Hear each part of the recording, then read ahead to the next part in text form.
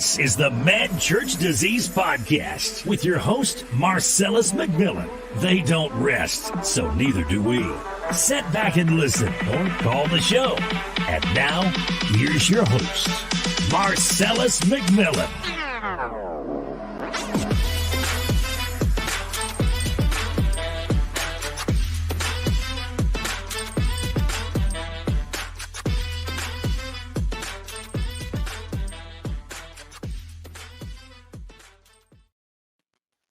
Hello, everybody. Hello, everybody. Hopefully you guys can hear me. Hello, hello.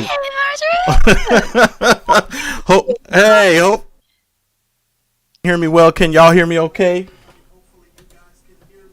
Can y'all hear me okay? Yeah. Okay, good. I just wanted to welcome everybody to the show tonight. I have two lovely ladies here. I'm waiting on these gentlemen. Obviously, they're late, and you know that's how we always sometime on CP time. But let me just say welcome to all of you that are joining me all across social media. This broadcast is being broadcast all over Facebook, YouTube, what's that other one? Periscope. So we're all over the daggum place. So we want to welcome everybody here tonight. Miss Justice, I see you dropped out. I need to add you back. There you go. Did you want? I'm my camera. Okay, you need to go out and come back in, or? I'm gonna come right back. Okay, all right. I'll take you out. Let me remove you. Let me remove you. There you go. All right. Well, I'm going to be introducing my guest to you guys in a minute. I know all of you have been waiting for this particular program. I am looking forward to talking to all of you guys. But let me just get rid of do some house stuff first before I get all confused, because I'm so excited to have all these guests and all these folks that are going to be dropping in on us. We got some folks are going to be dropping in, some folks are going to remain with me, and so I'm just grateful for everybody. But for those of you that are joining me in the chat, welcome to the Mad Church Disease channel. I am your host, Marcellus McMillian. I am your humble servant, Marcellus McMillian, and I thank you so much for joining me on tonight. If you are familiar with this channel, you know that you can find me on Instagram. You can find me all over Twitter. The Instagram handle is on the bottom for those of you that are looking to interact with me on Instagram. You can also find me on the Twitter at twitter.com/MarcellusMcMillian. We look forward to you guys joining me there. Also, for those of you that support the channel, you know that this show and channel is supported by all of your support through Cash App and some of those other things that are listed for you in the description below. Also, I don't know if I'm going to be taking any calls tonight. I might attempt to do it because we've never done it with guests on like this, so I don't know if everything will work properly. But we shall see. And I do have some people coming on board here. Let me go ahead and add you to the stream here. Looks like I got another person joining me here tonight. That's that's Bishop Maybach, better known as as Djuan, and I got beautiful Miss Justice on here, Sister Liberty. I'm so glad to finally say that after so many daggone months. I am so glad. But you guys, I'm going to introduce these guys to you individually, and then we're going to talk about a little bit about what we're going to talk about tonight. But I want to say hello to all of you that are joining me in the chat. I want to say hello to all the new members. Shout out to Moni No Love. Thank you, new member.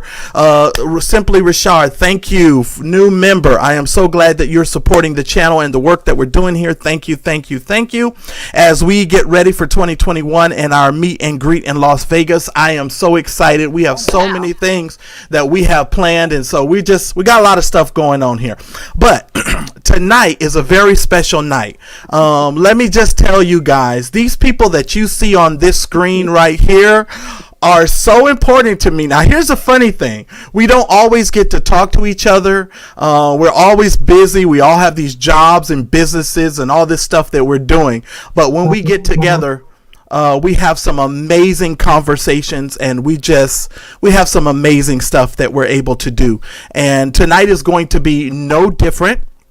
I don't know where they are on your screen, but it would be to my left here. This beautiful lady that you see on the top of the screen She is world renowned. She is one of the most talented sisters on the planet.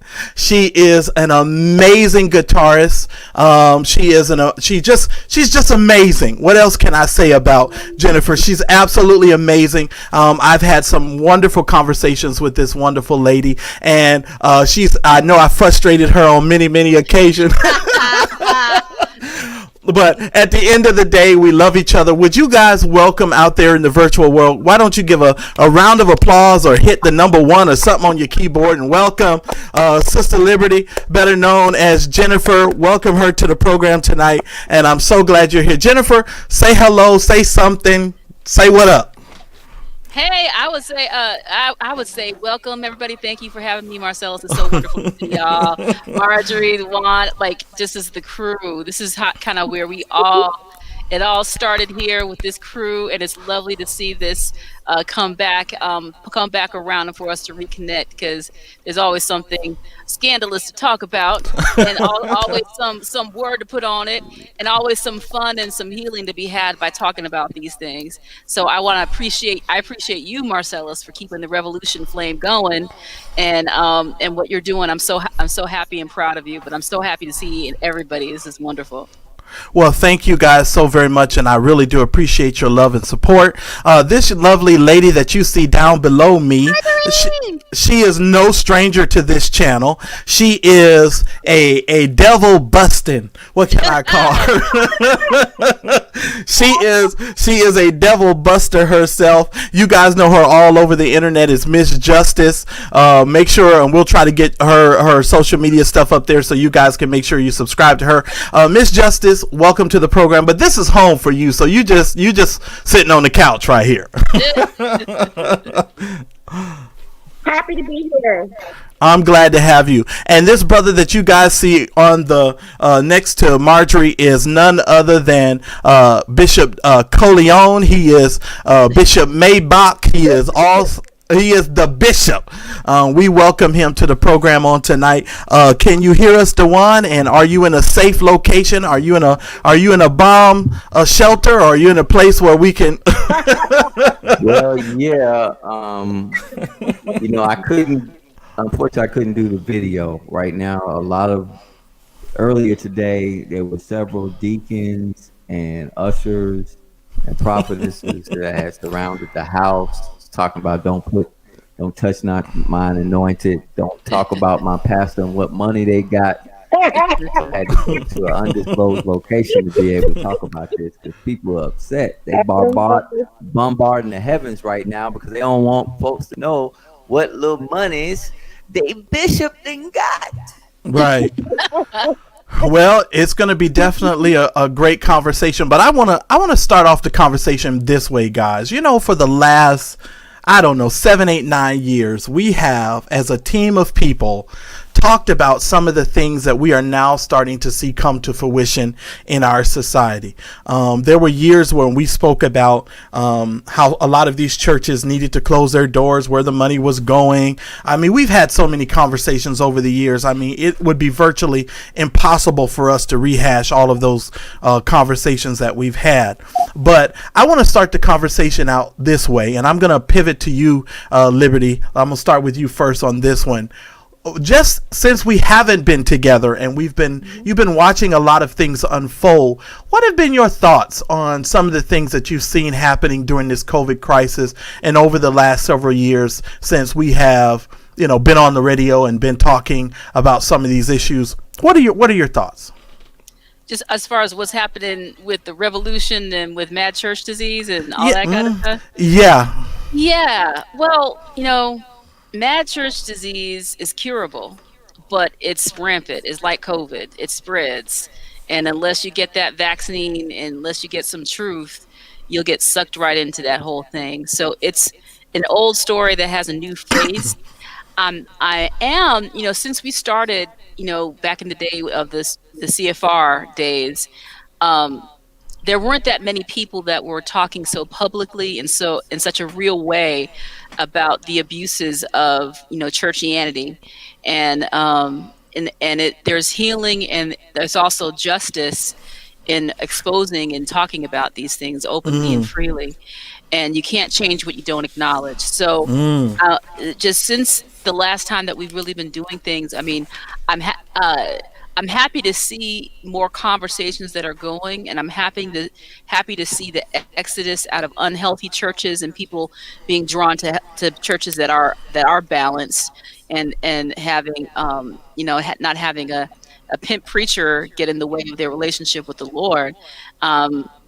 I'm happy to see that, but then again, there's still pimpery going on, obviously.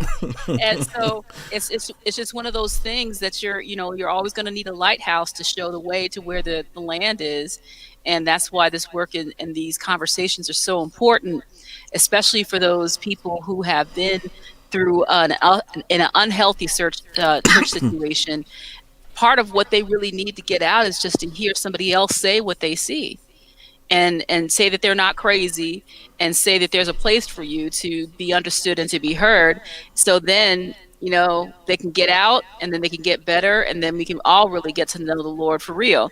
So if you're in that situation, so that's kind of what I've seen. I think since the past couple of years, I've played in churches, and I've gotten fired for not tithing, which was glorious. That's a glorious way to go. I can't wait to hear that story. Oh yeah, I got fired for not tithing, and I was like, revolution. That's the way to go. But then I've joined and played a lot of real churches that are all about, they're not manipulating people to give, but they really are serving the community. They really are hearing some solid word.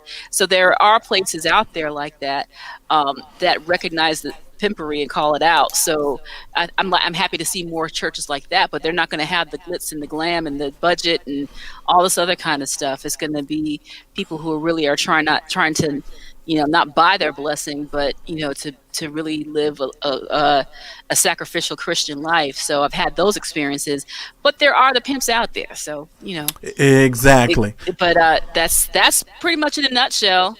Well, sounds like you had a lot going on, and I can't wait to hear the story about when you got fired. Trust me, I want to hear this story before we get done. Marjorie, you have been. I guess I can call you incognito, because you're almost like Moses. You somewhere hidden on the backside of a mountain, and it's so hard to find you at times. I'm just like you. You got a lot going on. But what's going on with you, Marjorie? And what are you thinking? What are you thinking about the stuff that you're seeing and hearing, and what you've experienced since we've sort of kind of stopped, doing these shows every single day? Because for years we were on the radio almost 4 days a week. So what are you thinking and feeling? What you see, what's going on right now? Well, I think the impact of Church Revolution was really severe. I think it was more severe than we thought at first, because it was almost a kind of delayed effect. Persons were listening and watching shows and heard about us after the fact, and they started becoming more interested and starting to do their own research and started asking their own questions. And so people started their own broadcasts and podcasts, blogs or whatever, and I was really happy because I felt like, we sowed the seed and we did what we were supposed to do. Right. Took it, and so I was happy. However, the message was getting out. I was also, I think, in a roundabout way, I think COVID turned out to be kind of a blessing for the church economy and the church pimping. Because the churches had to close, and so that was the real test of faith for the leaders who said that this is what they live by. And I've seen a lot of exposure of some things that people aren't living themselves, and okay, but you can't have a whole church economy, based on these precepts that you don't even follow, but you burden people with those precepts. So right, and I think. And I think it's been really clear that a lot of these preachers and pastors aren't necessarily living by those precepts, because it's really been proven by the PPP loan scam. And we're going to talk about that here in a minute. But Bishop, you and I, of course, talk, and we've been having these conversations offline for quite some time. Djuan, I want you to kind of speak about, and not necessarily go into detail just yet. I'm going to lead us into that. But what have you been thinking and feeling about some of the stuff that you've been seeing in this COVID time? And since we as a group of people have been discussing these issues for as long as we have, what have you been thinking, feeling, and seeing? What's on your heart? Well, yes, sir. I appreciate the opportunity, because, I've been on sabbatical. But, I wanted to support you on this show, because I think this show is a great direction as we go into 2021 with Sister Liberty and Miss Justice here. I think what this time of COVID and this pandemic is being illustrated by John 4:21 through 24. Before COVID, with CFR and Mad Church Disease and the Bible studies I was doing on Facebook, there was this constant conversation about church, the place, the building. And so we for years have been wrestling against principalities and high places and people who literally have high places that they have created in buildings. And there was the struggle, and then the pandemic happened, and you can't go to the church, you can't go to the building. And so what's illustrated in John 4:21 through 24, Jesus actually tells the woman at the well, a time is coming, and it's now, where it doesn't matter. God is not going to be into whether you worship in the building, at the temple, in the synagogues, or if you are out here doing, as we say, non-denominational church out here by the mountain. Because the woman at the well, she was like, I'm a Samaritan. I'm not church. The church people don't like me, but we doing church out here. And Jesus was like, no, shawty, that's not what it's about. God is looking now for us to transition away from our institutional mindsets and thoughts and processes and man-made traditions. God is looking for worshipers who will worship in spirit and truth. And so that's where we are now. It's like getting a junkie off crack. It's like, even though we can't go to church, people are wrestling with, can they become, or should they become, digital church members, digital sheep? We can't. We haven't been able to understand the place of God. We still think it's tied to a building. And Jesus himself said before he went to the cross, it ain't about the building. It's not about these high places and these particular specific places that we have dedicated as sanctuaries to God. We got to get to a place of spirit and truth. I think what we're going to uncover this evening is the truth of what's really going on by the Spirit. Right. And so I think this is just an apropos time to really get into where people's allegiances are and where people's true faith is being anchored in. Right. And, we talked a little bit about that offline, and talking about having your faith anchored. One of the things that we've been able to clearly see through this COVID crisis is that many people who were told that they could not go to the institution, nearly a lot of them almost had nervous breakdowns. You saw people, you saw people literally going crazy because they could not get in the building. Now, the things that come to mind right away is Rodney Howard Brown decided that, hey, we're going to go into the building no matter. And he got arrested. And, a lot of these other preachers who got arrested, and some of these people who got arrested because they could not foresee, or they did not have and understanding that they could live a successful Christian life outside of the building. And it just, to me, it was a culmination, Marjorie, of some of those conversations that we've had over the years about how people are so hooked up to the IV of church that they can't even imagine living and existing without the building. And speaking of the building, and what I brought you guys together about tonight is, I have over the last couple of weeks discovered through some of my research and some of the things I've been looking at, that even in the midst of this crisis, that even in the midst of when these people were shut down, a lot of these preachers, televangelists, and pastors have gotten loans from the government of taxpayer money. And from my research and the stuff that we're going to talk about tonight, it is actually illegal and unconstitutional what they've done. And we're going to talk a little bit more about that. I'm going to draw that out a little bit. But a lot of them are receiving millions of dollars of taxpayer money under the guise of giving that to their employees, because it's based on what they call the PPP loan, the Payroll Protection Program. That's what it's called. And upon my research, I've noticed that a lot of these preachers are getting these loans, but there is no indication that they've lessened their salaries. There's no indication that they've lessened the salaries of the employees that work there. There's no indication of exactly where this money has gone. Now, I've been getting into fights already before we even had this show. People are already attacking me. They didn't even know what I was going to say. They was attacking me before I could even start. And they would say, well, it's not your money, Marcellus. And I'm like, well, yes, it is our money. It's called taxpayer money. We all pay taxes. And I'm going to go to you, Jen. I'm going to go to you, Jen, first. Jen, it's taxpayer money.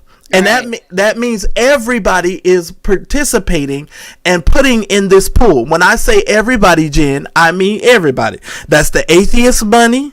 That's the people that don't go to church money. That's the LGBTQIA money. That is everybody's money. So the very people that the church doesn't even support or like, they're taking their money. And I am a little bit taken aback by it because, first of all, it's illegal, and I'm going to get into that in a minute. But if you're on television and you have a multi-million dollar ministries that some of these ministries do, Jen, shouldn't it be, number one, should they not have to make cuts to their overall budgets like the rest of us have to make cuts to our personal budgets in order for us to survive? Why should the American taxpayer bail them out? Do you feel they should bail them out, Jen? Do you feel like they shouldn't bail them out? What are your thoughts? Well, this is a very complex issue, and on a lot of different levels. You know, you can talk about the pimp preachers and the mega church pastors and those monsters that wreck God's word that are making millions, and then you can talk about the local church that has the food bank and that has people that they source and they encourage and that they help, that did miss the deadline and were not able to get the help that they really needed because the whole entire Catholic Church and a lot of these mega churches jumped in there, and took the money. Also, I think I put a couple of articles that I read about before we came on in the chat, but I also saw that it's a loan, but that can be forgiven if you can prove where the money went. So, but that doesn't keep people from being fraudulently, just if you have an overblown payroll for your pastor, okay, I'm going to use this million to bankroll my pay. I'm sure that's going on somewhere. Now, I want to correct you on one. Can I correct you on one thing? Mm-hmm. As it relates to the church's loans, those are forgivable loans. Right. None of those loans are conditional based on them proving where they actually put the money. Now, I saw an article. I actually saw an article, and I'll share that that led me to believe something different. That they have to. Specifically for the PPP plan, that they have to prove that, verify that it went to a specific place, and if not, then they have to pay back the loan at 1% interest. Well, let me explain to you that and how that works, if I can. Okay. Now, because I own a business, I received a loan.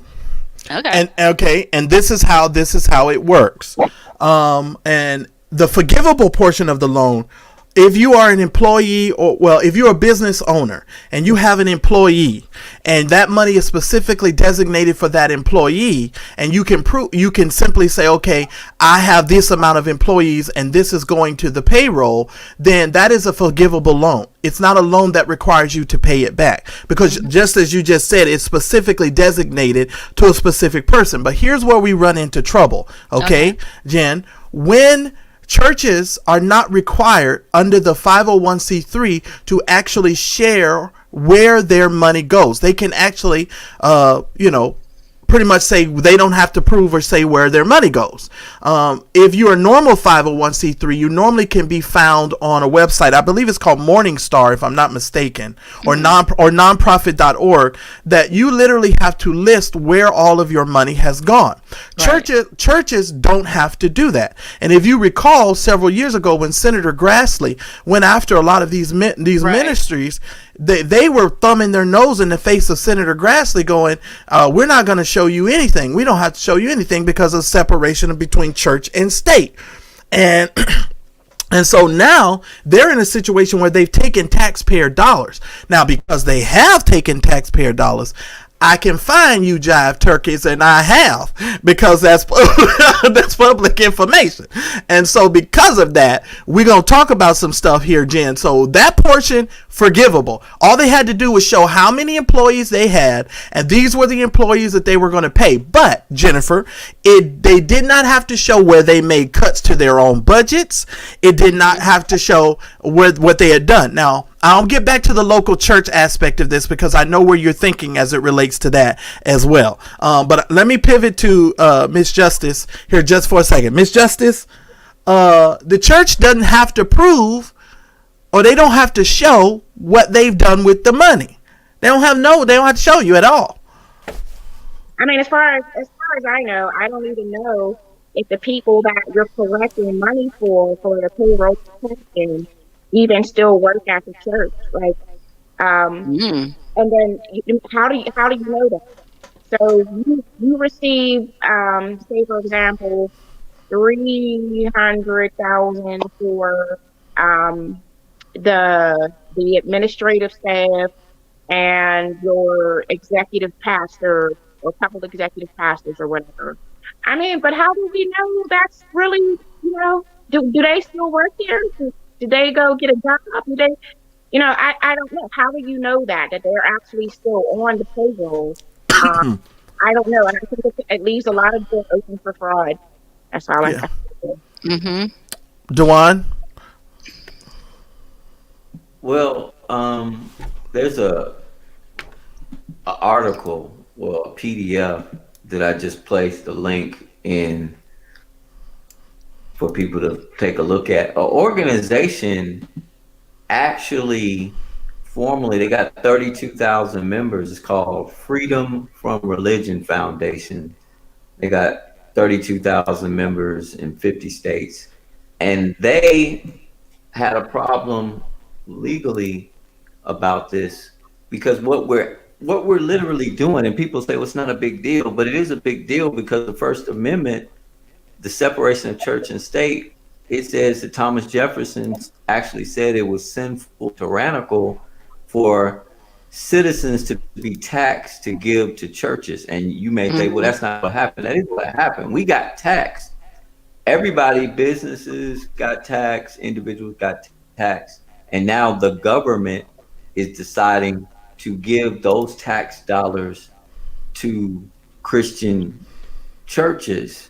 Even if you don't believe in Christianity, even if you don't support the church or whatever, you are literally being taxed and made to support these institutions that also, value a separation of church and state. So my problem is a moral problem, is because we can't have it both ways. We see this throughout all the scripture, where a person can't have it both ways. You have to choose, you this day how you're going to serve. You have to line up one way or another. You have to use just weights and measures, and it's just problematic on Right. one hand to always hide behind the First Amendment and separation of church and state and not be transparent, and then now have your hand out tax money. And what really bothers me, which I'm sure y'all will get further into, is the theology part. The Right. theology part is a lot of the people that received PPP post screenshots of all these institutions. A lot of these very preachers are word of faith preachers who tell people for decades Right. to believe God, Right. sow a seed, give tithes, give offering, and God's going to fix it. Jesus is going to fix it. But then when they got caught up in this pandemic, they run to Caesar. Caesar's going to fix it. The government's going to fix it. We're not going to believe God to sustain our mega church or our church and to make sure we can take care of the things that we have fought to be non-transparent. We're going to believe that this government, that Caesar, is going to sustain us. And I just think that's problematic because you've taught one thing, Right. and you've enforced one thing, Right. and you have coerced people to live by faith, but then Right. faith is not the evidence of the things you see, because you could see PPP. Right. You Right. see that hit your bank account.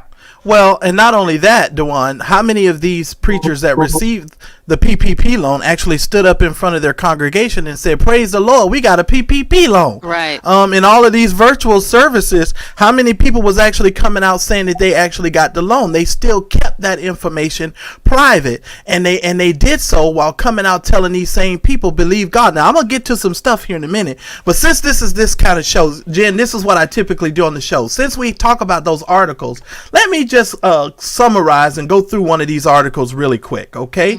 This article, I believe, was in the was on one of these dispatches.org. I believe this one was, and it says, let me just read through it really quick for the audience. You guys know how I do. The federal government can't take our money or give it to Joel Osteen or Robert Jeffries or even Paula White, even in the wake of a pandemic.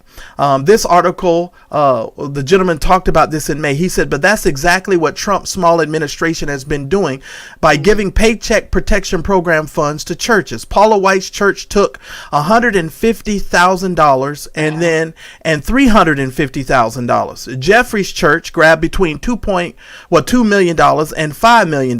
And now we know that Joel Osteen's megachurch pocketed $4.4 million. Wow. Other mega churches snag millions of taxpayer dollars as time passes. The inevitable abuses are coming to light. Now, speaking of abuses, last week I told you guys who follow this channel that Marcus Lamb from Daystar received $3.4 million PPP loan and went out and bought a private jet. And when he got caught, he turned back the $3.4 million back over to the government. Now, the program is closed, so they can't distribute that $3.4 million to businesses and people who actually need it because the program is now closed, but he ends up giving the money back because he got caught. Now, Jen, this is what I said last week, and I'm going to stop right here, and I'm going to get to some more of this article in a minute. Right. He knew he didn't need that $3.4 million. Right. He just took it. This man, he owns one of the biggest, Christian networks in the world, one of the biggest television networks in the world. Right. If he really needed the $3.4 million, he would have never given it back. But why would you take $3.4 million and then turn around and go buy a private jet? Let me flip this on you, though. Let me flip this on you. Sure. I mean, and this is a conversation. It's good to get all these thoughts out to form your opinion. Absolutely. But check this out. Here's the thing. The PPP loan is for, is to help support payroll for businesses during the COVID. Correct. Why are we acting like the church isn't a business? It is. Right. The church is a business, but it's a nonprofit business, and a lot of those nonprofit businesses are fraudulent, pimp preaching, crook led, mafia type culty things. I mean, it's just what they are, and so when you So they are a business. But then on the flip side, and I'm not trying to sound like I'm all over the place, but these are the thoughts that are coming into my head. Absolutely. I love it. As someone, this is what you famous for. Go for it. Hey. I mean, so it's just, so if we are, but then on the other hand, there are people that are trying to navigate this COVID crisis that work in the church that need a paycheck just like anybody else needs a paycheck. And I get that. So it's that are going through, that need some support from wherever because they're about to lose their house or they can't feed their family or they have COVID or whatever. So this is an extraordinary measure, but even with any of these payout programs, it is ripe for fraud from fraudulent people. And as people who are woke to mad church disease, we know that a lot of those fraudulent people are going to be in the church. So right. I think it's just something that you're going to have to navigate. I did also put an article in the chat from Christianity Today. Christianity Today had a couple of articles. One article that said why churches should participate in the PPO loan, and then another article saying why they should not participate in the PPP loan. And the one that said it was an interview that was advocating for churches to participate. There was an interview with Marco Rubio of all people, and a quote from that article said that that he was asserting what I thought was really the case is that as long as you can it's a quote from the actual article, as long as you can demonstrate that's what you spent the money on, 100% right. of it becomes forgivable. So right. that what he's referring to is that the payroll part of it you have to kind of assess for. Now fraudulence, they can lie and do all those kinds of things. Did you say they can lie? We know these Negroes been lying. Yes. We know that. We know they lie. Now I'm gonna go to you, Marjorie, because I saw you swell up on the inside. Talk. I don't understand, like, why. First of all, okay.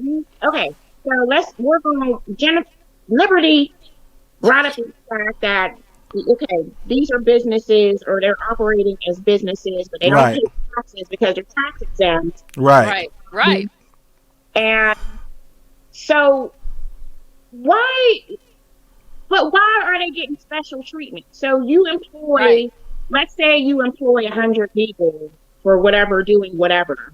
I don't think they're all full-time jobs. They're probably mostly part-time. Right. Or contract. Why is there respect to persons? Because your congregation is still only getting whatever the state says is, what you're going to get from unemployment. So, and they are the persons that were giving the donations every year after year after year, so you can employ 100 people. But that people have to go and beg the state to just get half of whatever they were making at their job, and stand in the line for eviction assistance, or stand in line for food stands or the pantry line or whatever. But y'all get your full check. Right. Well, It don't make sense to me. It's not doing that. It's immoral. It's unethical. It's not biblical. And my thing is, why do you need it? Why does no OC need $4.4 million when he's worth $40 million? Right. Or no, he's actually worth more than that. He's actually yeah. $4.4 million taxpayer PPP loan. Why you just go in your pocket and say, hey, I'm going to pay y'all for, we're hoping this COVID stuff clear up, but here, I'm going to give y'all payments. And what about that? So the church, they had no savings. What y'all taking, like 60,000, 70,000 a week? Right. And see, here's the thing. But here's the thing, Marjorie, that I want to bring out, and this is to your point as I get ready to pivot to Kevin here, not your typical Negro. Welcome, sir. As I get ready to pivot over to him, here's the thing, and you have a very valid point, Marjorie. This goes back to my point that I made earlier. Did these churches cut their expenses Did they cut their television budgets? Did they cut their radio budgets? Just like any other business, because basically what Jen said it's a business, so we don't need to act like it's not a business. So if it's not a business, but this is a unique business, Jen, because these businesses buy $27,000 toilets, and they buy multi-million-dollar jets. You understand what I'm saying? So this business is a little bit different than the normal business. Your mom and pop that's, serving up oodles and noodles to the local community, or got a dry cleaner. These businesses are flying around in private jets, and I know we're referring to the larger folks and not necessarily the smaller folks, and I'm gonna get to that in a minute as well, because a lot of these smaller churches, they got $350. Some of them got $500. Some of them didn't hardly get nothing. When you research it and you look it up, I mean, I know one business, the guy, he got $360 in PPP loan. That was his loan for his business, $360. So Kev, as we look at these PPP loans and where these folks are, when we look at the mega church experience with this loan, what say you, sir? What's on your mind and on your thought process as you see this unfolding? Because a lot of people on Twitter and a lot of people over the internet now have gotten a hold of the fact that these people have got taxpayer money and they're not happy about it. Well, I'm not sure what I can. First of all, it's good to see everybody. So hello to everybody. Good to see you. It's good to see you. You said so. One thing I do want to say about it is, what's interesting to me is how churches have, as long as we have, churches or preachers, certain preachers in certain churches, for the longest have talked about how, it's separation of church and state. We don't want the government in our business. Mm-hmm. And, there's that's the way America was set up. So, so that's fine for them to say that. But then they want to, on the other hand, take advantage of everything the government has to offer. So you want to be separate from the government and not have to deal with the government, don't want the government in your business. But as soon as the government, if the government can, get a PPP loan, you can get some money, or you can find some other kind of benefit. If you can exploit the government to your benefit, then it's all good. So that's my main issue with, with this whole thing in the first place. All right. Churches are supposed to. The reason churches have tax exempt status is because it is assumed that churches are charitable organizations, that they do good in the community. So if we give these organizations a tax break, it's because the money that they're not paying in taxes. In other words, we're subsidizing them as citizens. We subsidize churches. We subsidize them to do good works already, essentially, right? So now I don't have a problem if you get a $4 million loan and you're going to use it to serve the people. Mm-hmm. But if you're getting it to pay some expenses that otherwise, if you had used the money wisely before, you would have some. You see what I'm saying? So it seems like to me they're just using it to shore up their lifestyle, right? And their presence, right, as a quote unquote ministry, rather than doing what they're supposed to do with the money. Well, let me go to Djuan here. Djuan, Kevin has a valid point. A lot of it looks like these people are doing this to shore up their ministries and lifestyles, because from my research, I didn't hear anybody say they went off TV for a month or two. These televangelists, their programs still come on, and even in the COVID, we all know that if everybody's at home and you coming on TV every day begging for money already, chances are you're going to still be taking in some money. And so we don't really know what the deal is as far as that. So do you think we're going to get some more transparency from these preachers and churches as to where their money went? Because what about the storehouse? I thought the whole reason why we bought tithe was so that the storehouse, there might be meat in the storehouse.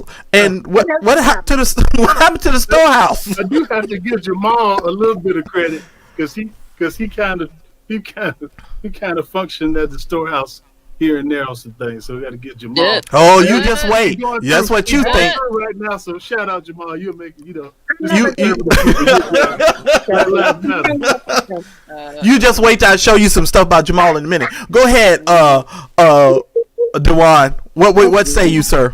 Well, to continue on Kevin's point, good to see you live from the X5 Yes, sir. in the building. Is we gotta realize it's the PPP funds is for all payroll, which means those churches that pay their pastor, that includes him too or her.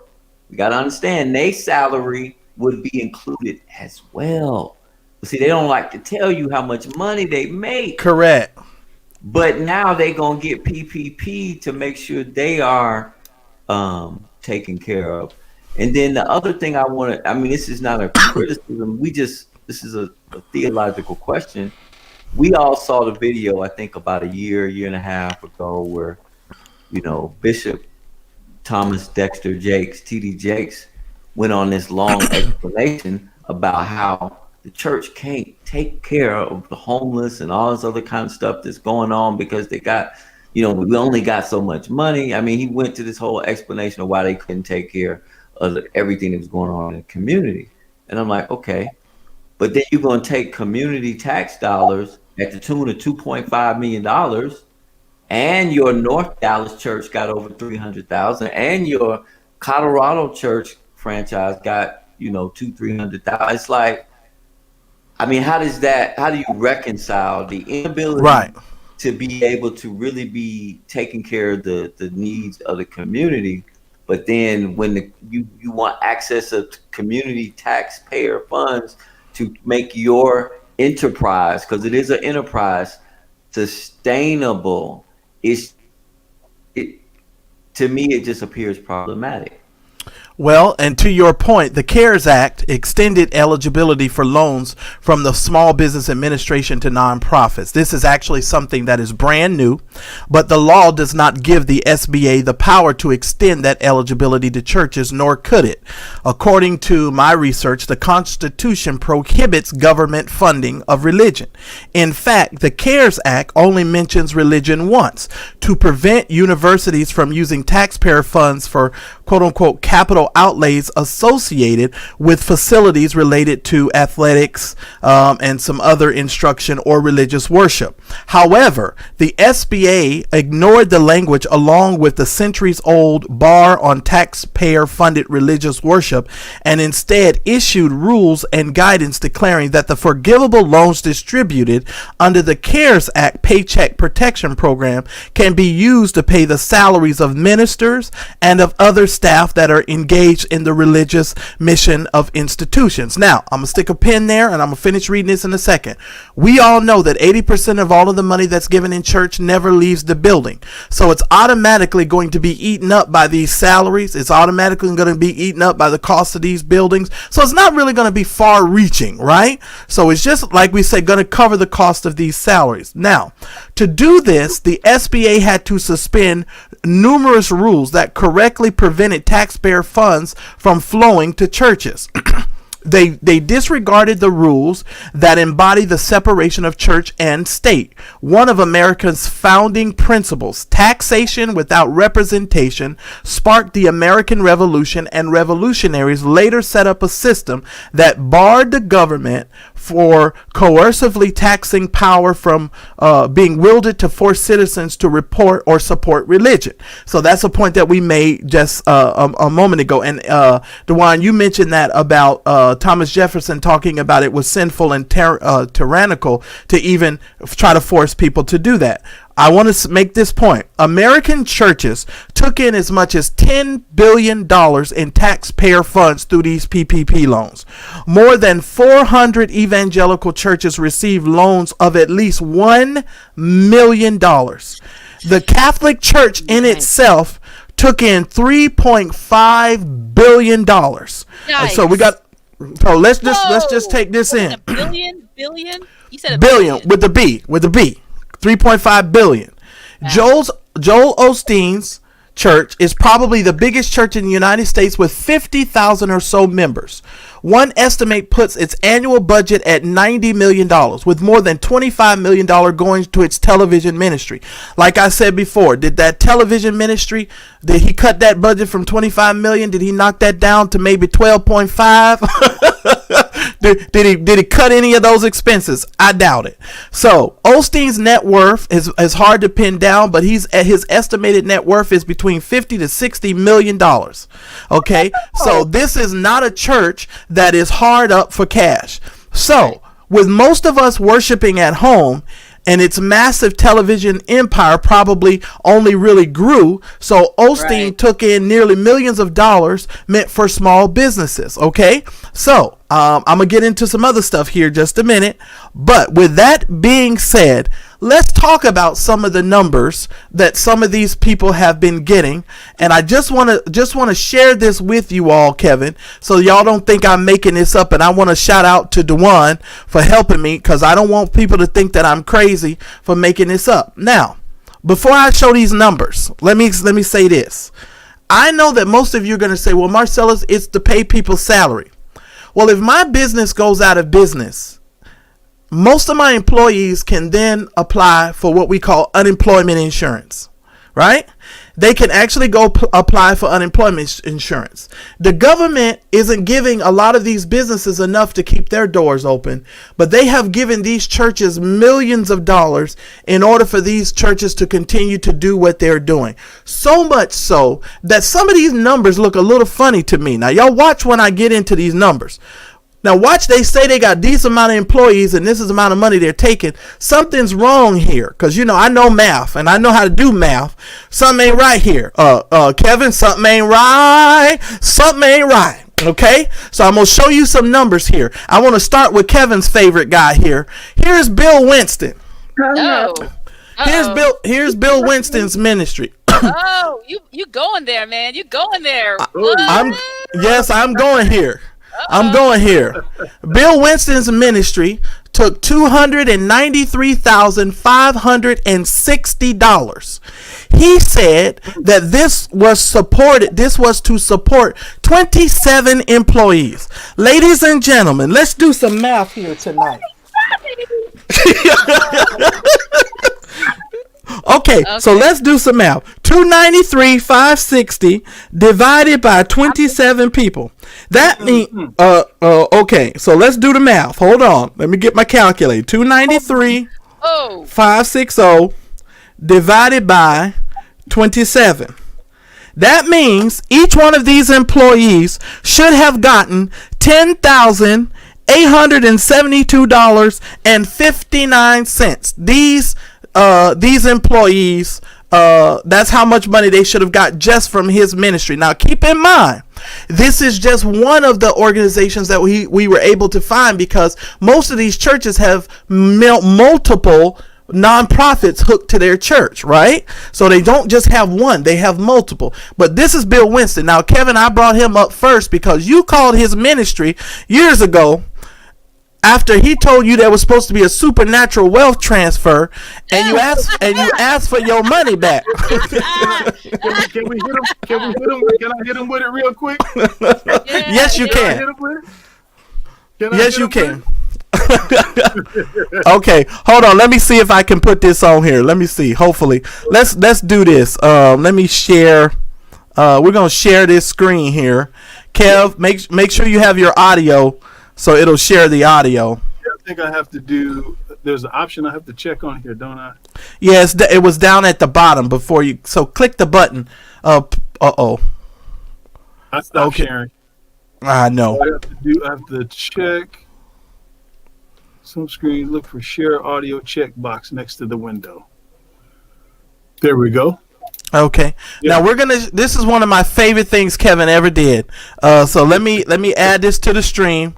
Kev, hit the play button and let's share this. Do we want to play the whole thing, or does it matter? Well, I mean, this is our show. We can do what we want to do. Okay, so let's play it.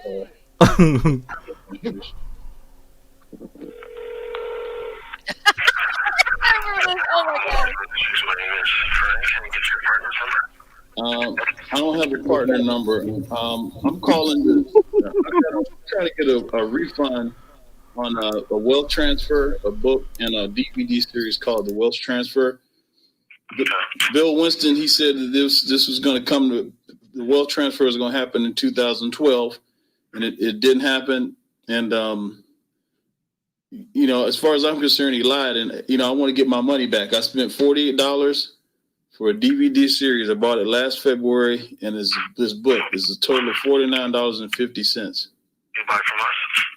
Yes, I got it on Amazon. I got it on Amazon.com. Oh, you got it on Amazon.com? Yes. Yeah. Oh, okay. All right, what's your name, sir? My name is. Okay, I called yesterday. Some lady was there. I spoke to some lady. Oh, okay. Give me a moment here.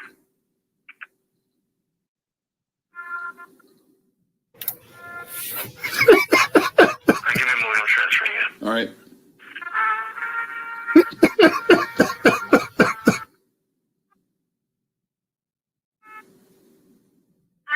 Yes, ma'am. Yes, I talked to you. I talked to you yesterday about the DVD and the book. I'm trying to get a refund on this. It's like $49.50 is the total. And I checked my records, and I got this on Amazon.com. That isn't ours then. It has to come from us for us to give you a refund, sir. Okay, well, it says Dr. Bill Winston on it. You're selling products on. You got your books on sale on Amazon.com. All I want to know is if I send this stuff back, can I get a refund? Sir, we don't sell on Amazon. Okay, well, I see Bill Winston's face on here. I see his books. He's smiling. I mean, what do you mean you don't sell your stuff on Amazon? Sir, can you hear me just for one moment? People resell things that they purchase on Amazon. We do not sell our products through Amazon. We sell our products through our website or through our product desk here. Okay, well, if I got it through your website, because I can tell my friends, because I know some of them probably got it through the website. If we send it back, can we get a refund? This is not a game. I'm serious. Sir, I'm not trying to make it a game. I'm trying to give you information. Right. So can this be refunded? Because he promised something that didn't come to pass. And when you purchase the product. I'm sorry? It depends on when you purchase the product. If it's within 60 days, we'll be very happy to give you the refund. Okay, so if I purchased it within 60 days, well, see, that's not fair because he promised. He's been preaching on this wealth transfer for years. He said it was going to come to pass in 2012. It's February 2013. I think he should refund everybody if he promised something that the Lord said something was going to come to pass. He needs to be held accountable for that. What is 60 days on a prophecy? Whether prophecy comes to pass? I don't understand. I feel like I should be able to get some money back. I sent. Hold on just one moment. Yes. Thank you so much. Yeah, elevator music again. Elevator music. That's pretty much it. That's pretty much it. That's it. So here we go. Give me a second. I'll be back. All right. This is. Hold on. Why is Djuan muted? I keep trying to unmute you. I guess you must have muted yourself. Okay. Yeah. Okay. Yeah, Sorry about. I muted myself. Okay, gotcha. Outside, they was protesting. I didn't. They were protesting. Okay, good. So here's what I want to allude to, and I want to mention this, and this is why I brought up Kevin. What happened to this supernatural wealth transfer, Jennifer? What happened? What happened? I'll tell you exactly what happened. That is he said supernatural wealth transfer, right? Supernatural wealth transfer. And it did happen. It did happen. That wealth was transferred into his account. And it was supernatural how all that money went into his pocket. Now, if you want to interpret that like it's supposed to come back to you, then you must be reading the Message Bible because that's not what he said. He said there was a supernatural wealth transfer that it happened. I mean, I'm just saying. Here's the thing. That's just one church. Okay, that's one church. Let's share some more information because you know how I am. And I know some of you guys like these preachers, but y'all need to understand what's going on. I'm going to share some stuff here tonight. A.R. Bernard. A.R. Bernard from Christian Cultural Center. He received $972,472, and he said he has 107 employees that he is responsible for paying. Ladies and gentlemen, do the math. Ladies and gentlemen, do the math. That's all I'm saying. Okay. I'm doing math right now. Hold up. Let me see. 102 divided by how many employees? 107. Okay, that's $9,088 that every employee is supposed to receive. Now, in fairness, I think I was looking at the article. It's supposed to cover like 2.5 months worth of their payroll. Okay. So if you divide that by 2.5, that's kind of what each one would get. Okay, which is roughly what, about about roughly 3,500. 3,600. Yeah, about $3,600 a month. So you got 107 people getting about $3,006 a month, dollars a month payroll protection. Excuse me. I hate to raise my little red flag again. Most people on unemployment didn't receive that amount of money. They didn't get that. They didn't. Go ahead, Djuan. Let me ask you a question, and I know Sure. you're going to post more pictures of other churches because we need everybody to see what's going on. What do you think happens when a person who's a tither, a long-standing, long-time member, do you think that these members, when they lose their job, can they get 2 months worth of salary from their church? No. Work like that? No, it doesn't work like that. The wealth of the wicked is laid up for the just, but you're gonna have to fill out some paperwork when you come to the church. There's a whole bunch of papers that you have to fill out, and 9 times out of 10 you got a questionnaire you have to fill out. They want to know where all the money went. They got all sorts of questions, and you're definitely not going to get no $4,000 from no institutional church. They're not going to give you that kind of money. And I just find it interesting, and I keep reiterating this, ladies and gentlemen. I want you to pay attention to these numbers. $900, almost $1 million for 107 people. Okay? So just think about that for a minute. Something about these numbers just doesn't make sense. And I guarantee you, if the government digs a little deeper, they will find that this money was probably allocated to other things, because these churches already have enough money to pay their salaries, because they set up their budgets, and a lot of times they try and meet their fiscal yearly budget by the end of the following year. So I don't understand how this is happening and what's going on. At least when the churches where I sit on the board, this isn't run like this. So I don't understand how they're running. If they're running their churches like this, something is drastically wrong, and they most certainly need to be investigated and looked into, because something ain't right. So let me give you a worst case scenario here. Y'all know I'm just showing information. This is just an information channel.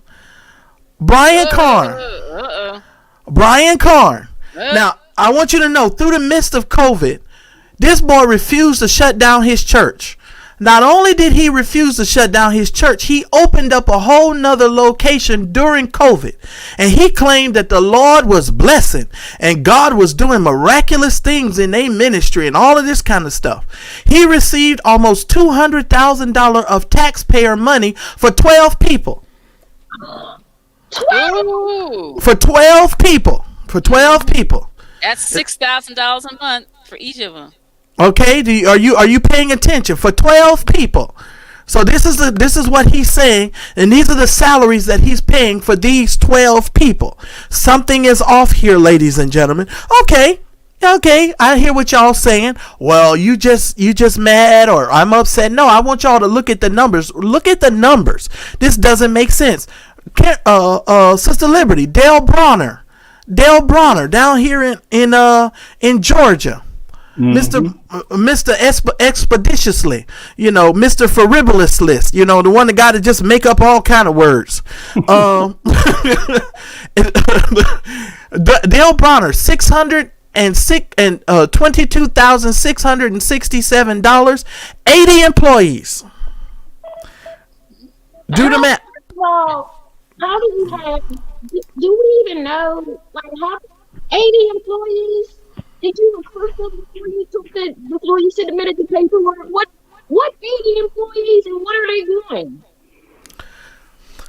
Yeah, that would be interesting to know. Are they sweeping the floor? Are they the adjutant to the pastor? What do they do? And that's the kind of thing that I think we need to dig a little bit deeper, since they dug into our pockets. I think we really need to get a little bit more information. Let me continue, because I got more. The hits just keep on coming, right? So here's another gentleman. He's down there in at First Baptist Church of Gainesville, right? Yep. Mm-hmm. This guy. Oh Lord, I didn't put I done scooted out the dollar amount. Hang on a moment. Let me find. I'll come back to him in a second.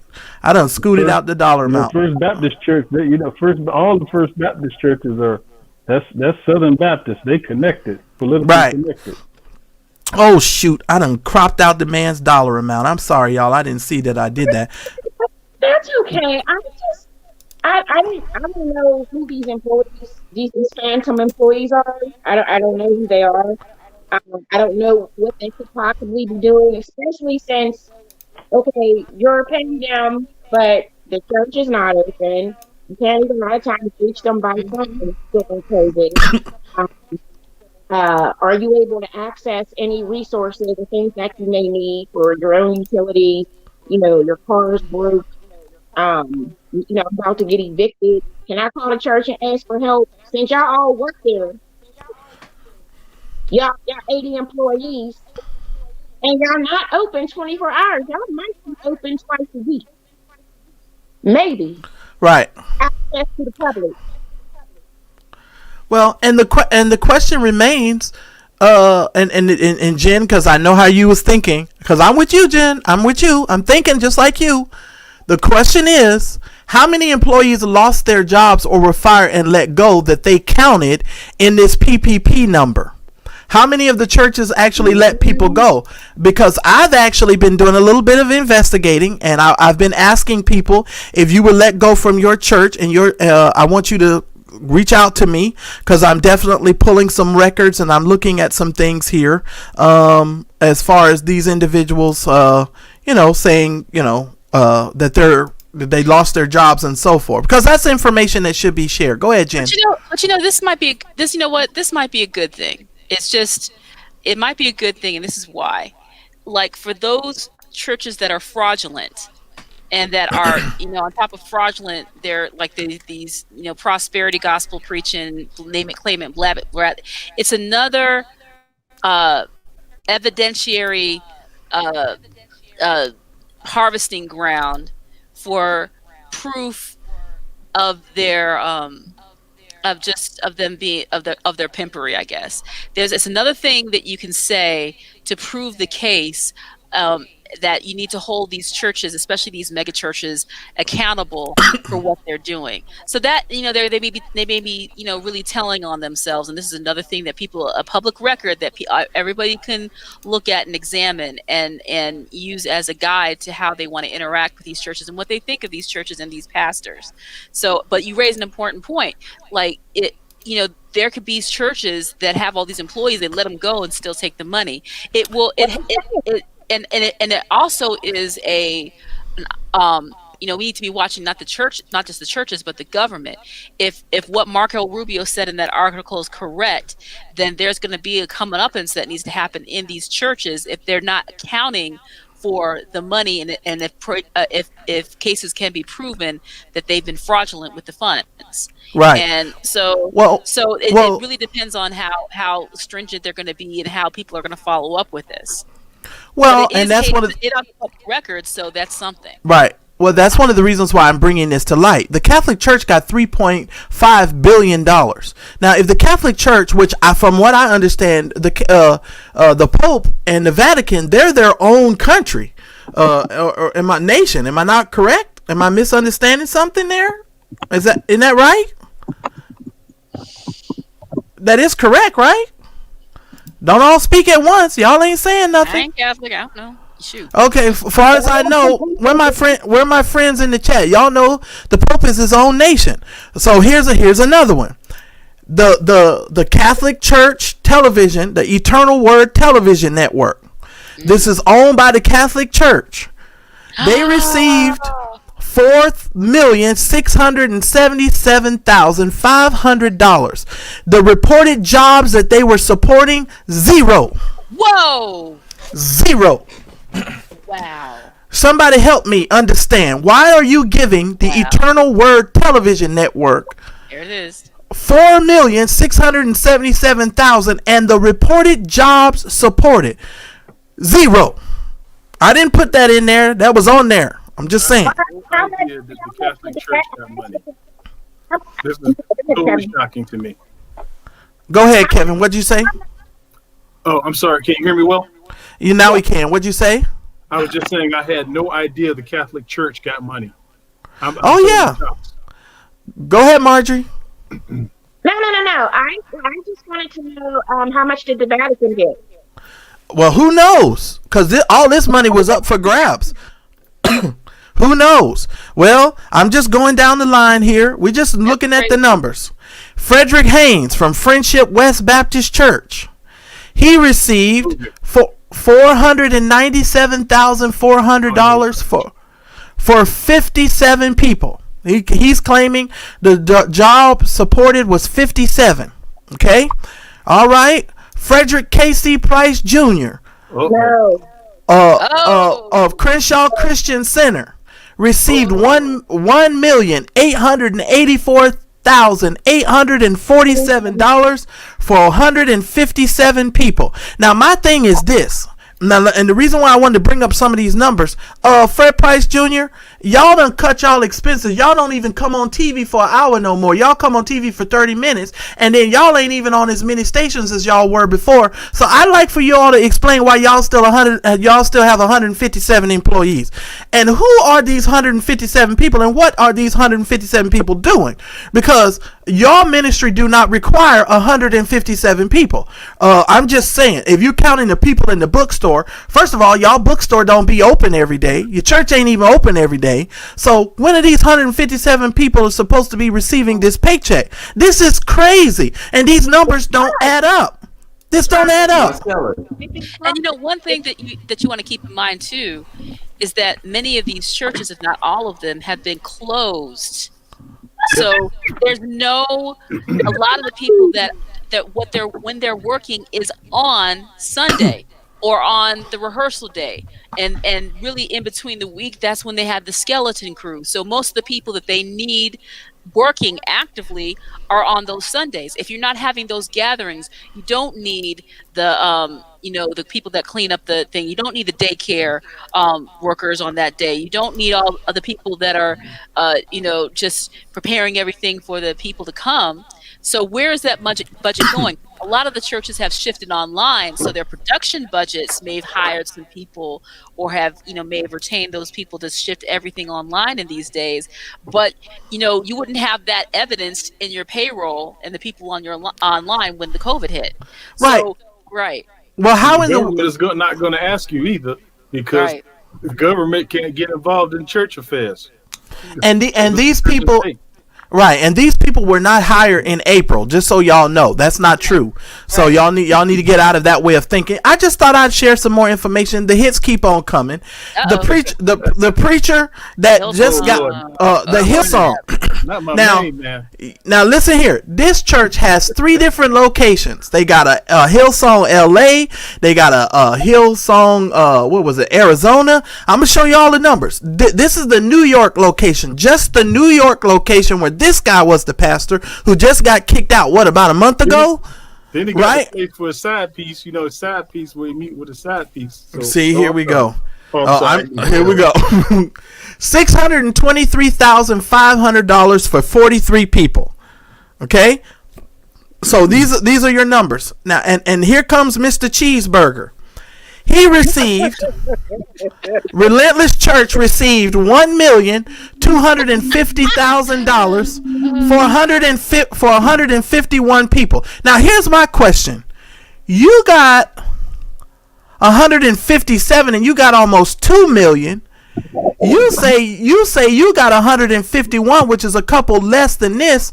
Look at the discrepancy in the amount of money he received for his 157 versus him with his 151. I do have to say that amount that what you say Pastor Cheeseburger got is very close to that amount that he spent on that Lamborghini for his wife. Oh. I don't know. Yeah. I don't know. Is it just me? I don't know. But anyway. Yeah, I'm just saying, Kevin. Now let me bring on Joker Mouth because she's now this is gonna blow you out of the water. Oh God. Joker Mouth got $5,084,900. Now this is the $80 million woman. This woman, that was way back in the day at our last count. She's making about $80 million a year. This woman says she had 402 employees. Where the hell are these 402 employees? Where are they? And what do they do? What do 402 people do at Joyce Meyer Ministries? It's not that many books and tapes that you can wrap up and sell. You understand what I'm saying? I'm just saying, what exactly are you doing? Okay, I'm not kidding, Kevin. Kevin, I'm not kidding. Marvin Winans. I'm sorry, I'm just sharing the numbers. Dang, what you got? What you got? A binder? I got a binder. Oh God. Oh, wait a minute. Kevin, I got a binder.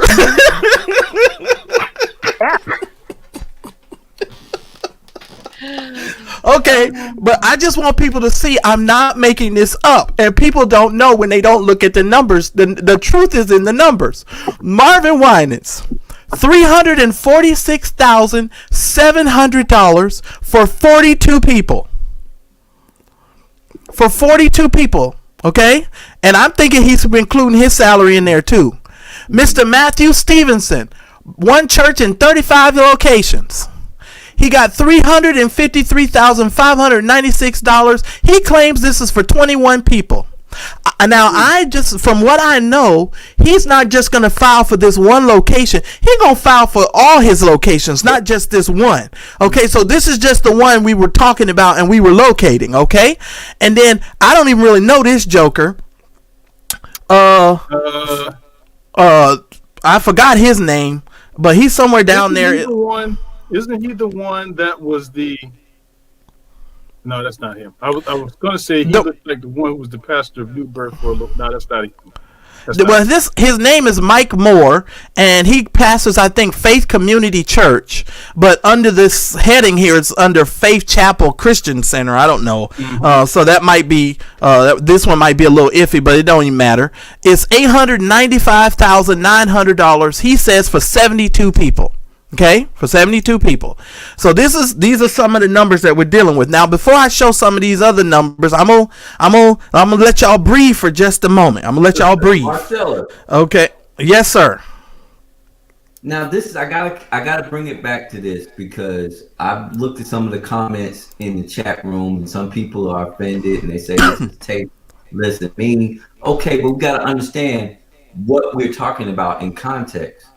A lot of these preachers that are being shown on the screen receiving these funds are the same preachers that will and have told people in order for God to move on your behalf, you have to activate the seed. You have to give monies in the form of offerings and tithes in order for God to open the windows of heaven for him to move on your behalf. That's the theology. So when they say that, we want to know where did these churches sow their seed for the PPP to open up on their behalf? Because you can't put out a principle of activating the seed in order for God to move on your faith financially, but then when it's time for you to have faith to sustain your church theologically, you gotta live by, you gotta, as they say in the trap, you got to get it how you live it. So if you're telling people to live by faith and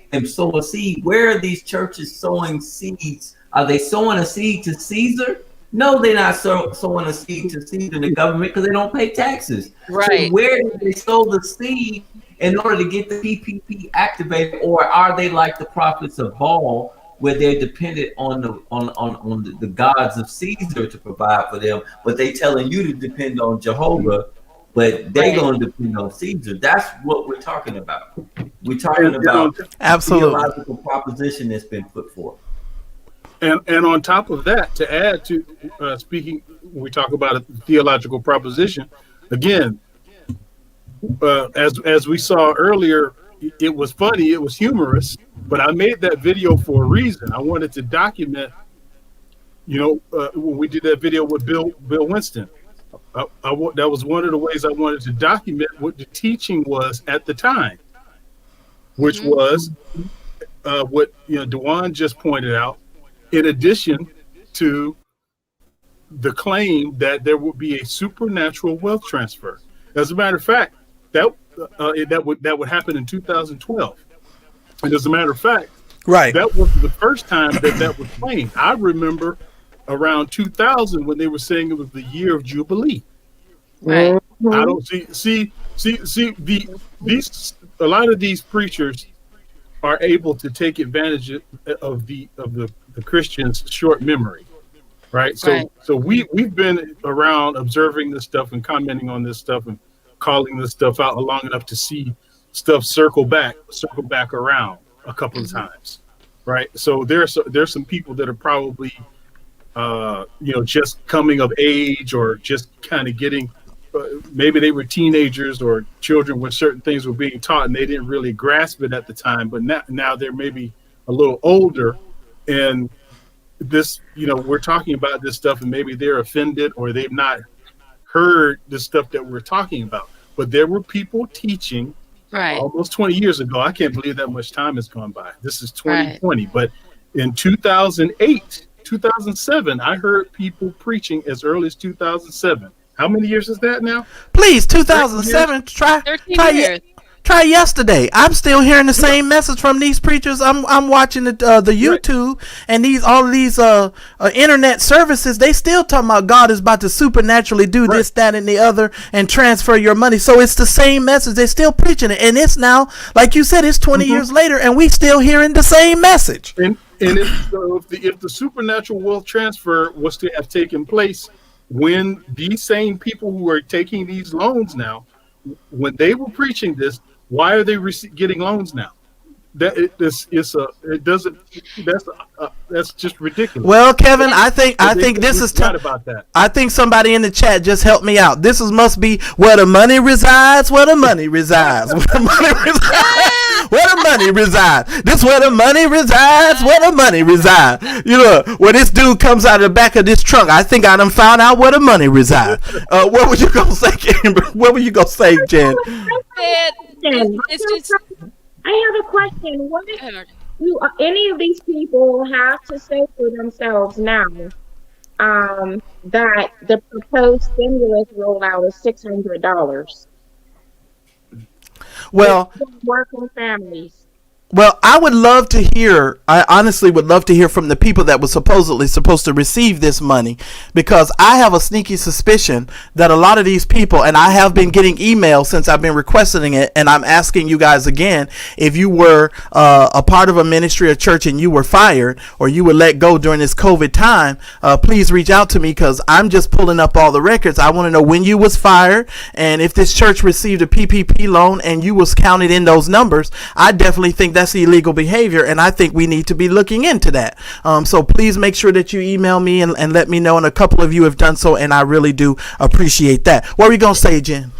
Just two things. Number one, I think it's important for the health of the body of Christ to discuss these things. And, people can say, why are you talking about this? And why are you putting all these pastors on blast and everything? And we're certainly not saying that every church has pimpery going on, but a lot of the ones that people associated with church do. And it's stuff like this that needs to be documented, discussed, and held accountable so you can be educated consumers of church business and church property. And Absolutely. the thing is, in church, and also be, hold them accountable. Like, we're all sinners, and people are just prone to sin, whether they're saved or not saved. And so the only thing that can keep us in reign is a healthy community of people that hold each other accountable. Absolutely. But this is part of the accountability that the body of Christ needs. So we don't want to keep on celebrating churches and not holding churches accountable like they need to be. And a lot of that aspect of the church, if you want to go check out this incredible movie called The American Gospel that talks about how the word of faith and the prosperity gospel has taken over the gospel over the world, which is a problem. Those are the churches and those are the preachers that we're talking about. Now there are, and I've been participating in my journey as a musician in churches on both sides of it. Some of them had prosperity gospels. Others were very small churches with no budget that were really doing what the Lord was doing. Personally, I don't have a problem with some churches that may choose just out of survival to get that loan, but again, at the same thing, if they're biblical churches, but also at the same thing, even in those situations, the borrower is going to be slave to the lender. The government, who knows if the government will come back to those people that may have earnestly gotten this money and say, okay, well, your message, your gospel message is not politically correct. We promote this, and your beliefs and your things promote something different. And so they put some conditions, like you're putting there's strings attached to even in the best circumstances for these churches to go there. But the point of it is, and the whole point of the revolution in mad church disease, is that we have to be aware of these things as believers and in the body of Christ. And we have to get out of this shyness and this hesitancy to name names and discuss things, because these churches are in little bubbles of enablers. And people that are just caught up on this rotation of don't speak not of my anointed, and and we all used to be in that little bubble too. So now coming out of it, we have a passion to see people, free from that, and so they can be even more free in their walk with Christ. So that's why these conversations are important for anybody who's watching this.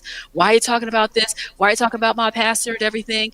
It's because, everybody needs consumer reports to see where the shoddy businesses are, and so they can make informed opinions about what they need to do. And and that is the most respectful response to that question. Now my response is, them niggas is thieves, and we all know them niggas is thieves, and we all know it. I gotta show off my T-shirt though, because of my congressman who just passed away. You gotta get in good trouble, necessary trouble. Absolutely. Go ahead, Marjorie. You were saying. I'm validating what you're saying, that this is theft. This is real. I don't go to your place. Why are you taking my money so you can have millions? And my thing is too, I need to see what's happening inside these numbers, because it sounds like there's clarity between what the pastor is getting and what everybody else got. So, when they say they have 100 employees, it sounds like most of that money went to pastor, and then everybody else got whatever, if they got it. Right. And according to this article, it says this is going to be a trouble because the potential for the government audits was supposed to curb some of the abuse, but given how favorably the Trump administration treated churches, they even hosted secretive White House calls for Trump's closest faith leaders and church supporters to encourage them to apply for these forgivable loans. So not only did they give them the loans, they started calling them and telling them, hey, we got this money for you, come get this money.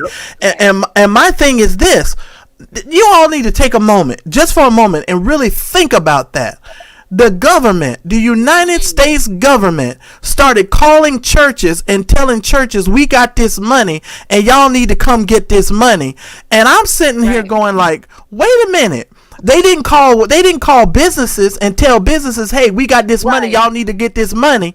They didn't do that. If you had to pretty much find out about it however you found out about it, and by the time some people found out about it, it was too late. So the mere fact that they were calling these churches and they were putting it out there is, to me, very, very, very, very interesting. And it says here, now let me just say this. It says, let me read this. Later, the rule changes mean the government forgives loans of less than $2 million after a one-page form is filled out. So if you got a loan that was less than $2 million, the government, boom, it's forgiven. You fill out one-page document, it's gone, it's over with. So all those people who got below $1 million, all they got to do is fill out a sheet of paper. It's done. Loans over $2 million face an audit. Okay, so the people who gave over $2 million, they're supposed to be audited. But guess what, ladies and gentlemen? Just like Kevin said before, according to the law, according to the separation between church and state, they cannot be audited. They cannot be audited, and they are not going to do it, because you got to show me where you spent those money, and I got to have a list of those 157 employees that you say you had, and so we can determine if those 157 people got that money. And so there's a lot of people digging into this, especially Lisa Guerrero over there at Inside Edition. Shout out to you, Lisa Guerrero. If you had a Cash App, I'd send you some money. I think that these people really need to be held accountable. Now, let's make another point here, and I want to draw this out. Like Jen said at the beginning of the show, there are small churches that are doing stuff, and they get lumped into the situation with these big churches. Djuan, I'm going to pivot to you first, because you're the most quiet as it relates to this. How do we handle the small church that's getting these kind of money, that's doing stuff for their community? How do we separate them from these knuckleheads that are doing and robbing the American taxpayer? How do we do that? Is there a way for us to do that? Well, I think it's about transparency and intentions. If you're a small church, wouldn't you not tell your members, in order to sustain what we're doing, we're applying for this PPP loan, and then when you receive it, you thank God that you receive it and you do what you do? I don't understand why that wouldn't apply to mega churches or bigger churches, because if it's not nefarious, if it's innocent, if it's the will of the Lord, if it's God having a ram in the bush, why wouldn't you tell people how God made a way out of no way, and now you can take care of your 400 some employees with tax dollars? I don't understand why does it need to be a top secret. Well, you said nefarious, and I don't mean to cause no trouble, but these people have $27,000 commodes. That's nefarious. I mean, if you're riding around in jets, and it's been well documented that a lot of these people is private jetting, crisscrossing the country, using these ministry jets for their own personal, family vacations and all of this other kind of stuff. So it's been well documented. So when we talk about nefarious, it's out there, and the information is out there. But as a taxpayer, and I want to tell you guys why I wanted to have this conversation. As a taxpayer, there are millions of Americans come December 31st are going to be evicted from their homes. Millions of them. There are millions of people who did not receive unemployment insurance because the government claimed that they couldn't pay or whatever. But these churches receive millions of dollars. Now, to answer your question in the chat, I've been researching for E. Bernard Jordan and Larry Reed. Trust me, those folks have different entities and business names, and they're always changing their names and stuff, so it takes a little bit more research, but trust me, I am looking. And Joyce Meyer has a $27,000 toilet. That's why I keep talking about it. And well documented stuff is well documented. So when you talk about this stuff, I'm talking about it from the standpoint, I'm a taxpayer. I know my neighbor. I'm concerned about my neighbor. I'm concerned about the business down the street that's going to close. That they had a couple of employees, but they had to close because they only got a couple of $1,000s from the government to keep their business open for the last 6-7 months. But you gave millions of dollars to televangelists who were taking in a considerable amount of money every week and every day. But you gave them all of this money. To me, that reeks. That reeks. Well, Marcellus, go ahead, Djuan. I just want to say this real quick while you on it, because you brought up the $27,000 toilets. We got to remember that Joyce Meyer was a part of Senator Grassley. Chuck Grassley is called the Grassley Six mega church ministries that were investigated because of how their lifestyle as a nonprofit, as a tax exempt organization was. And I'm just trying to figure out, how do you be targeted by the government as someone who's not necessarily managing the funds, and then you turn around and ask for $5 million and get $5 million, which is one of the highest amounts that were awarded. I think the most that was like $9 million or something like that out of these nonprofits and stuff like that.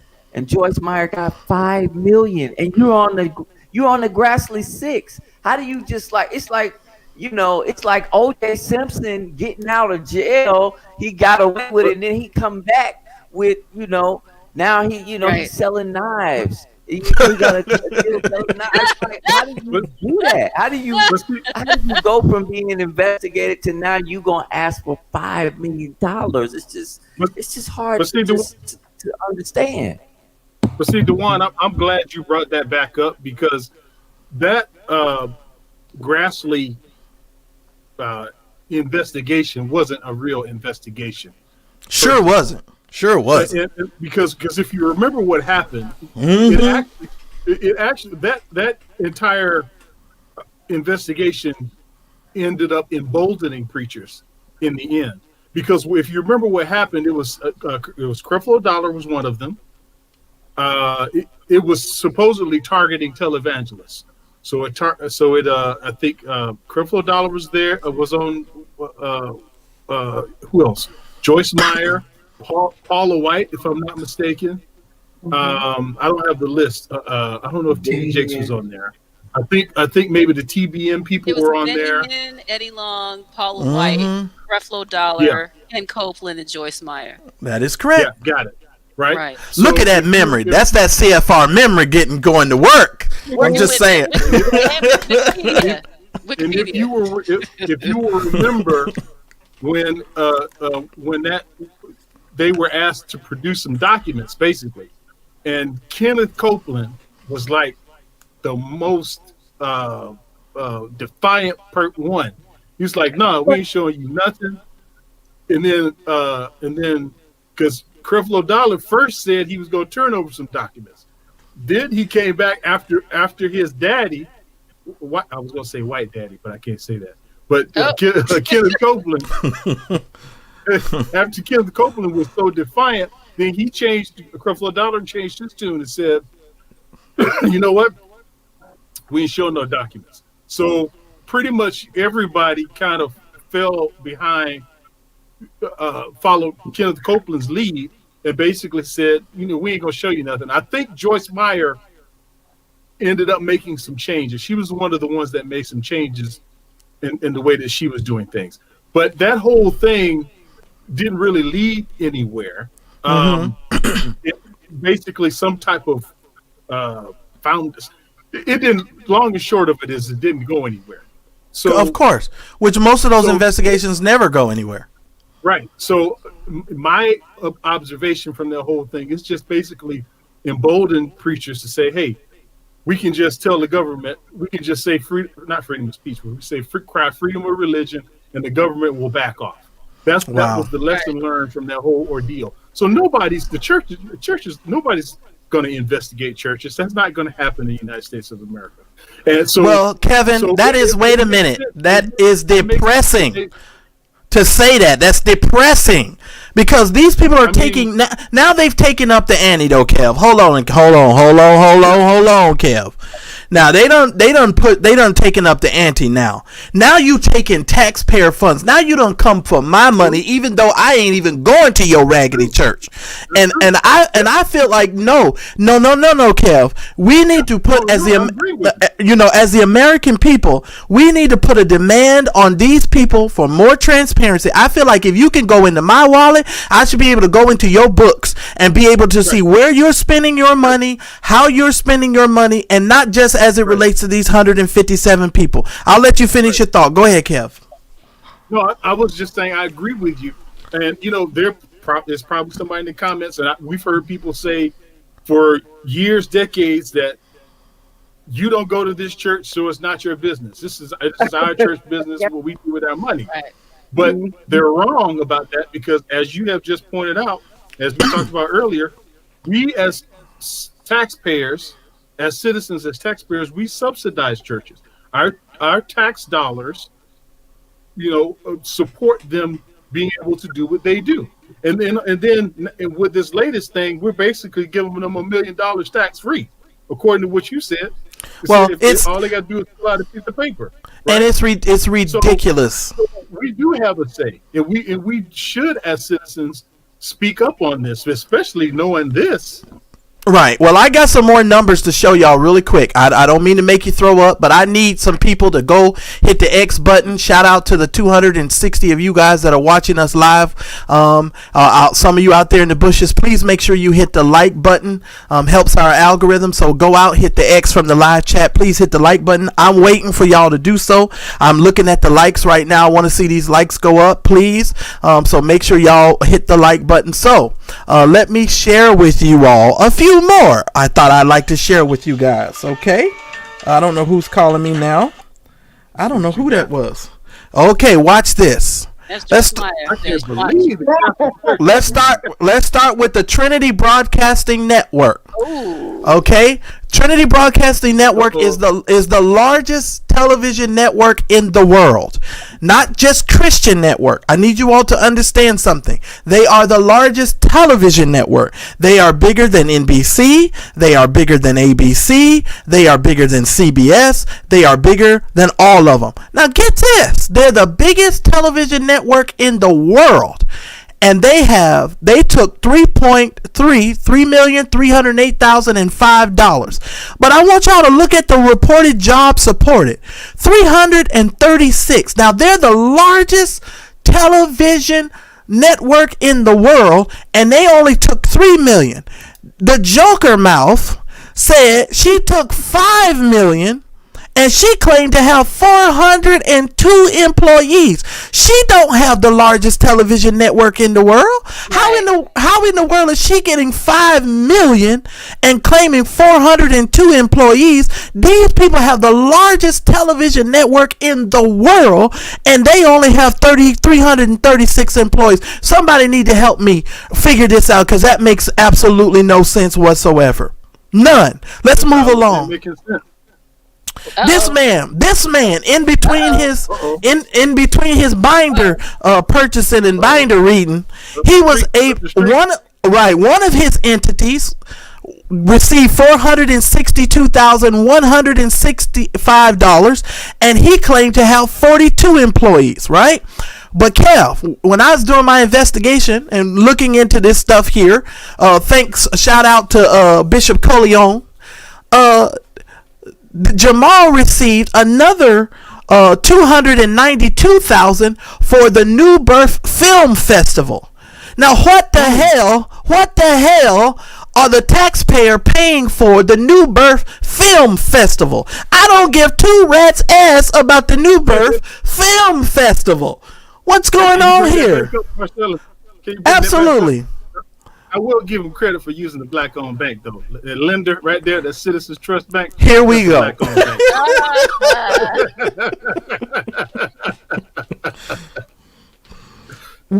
Why are we paying for the New Birth Film Festival? And why are we paying New Birth this? Because let's just be frank. New Birth was already online ready. They didn't have to go do nothing special. They already was online. They already had an online presence, so they didn't have to do all of this stuff.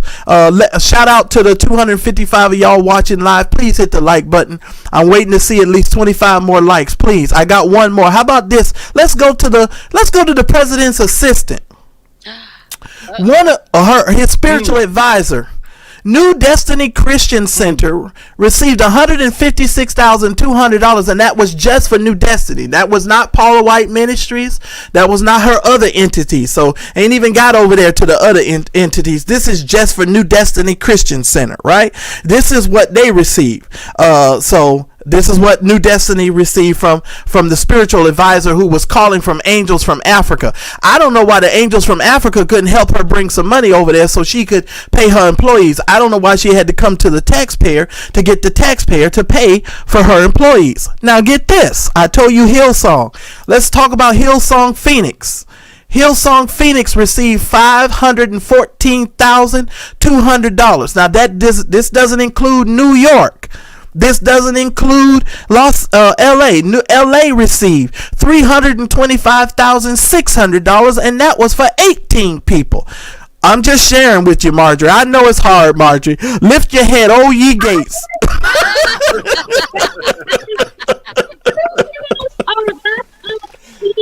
Like, that's so appealing to me.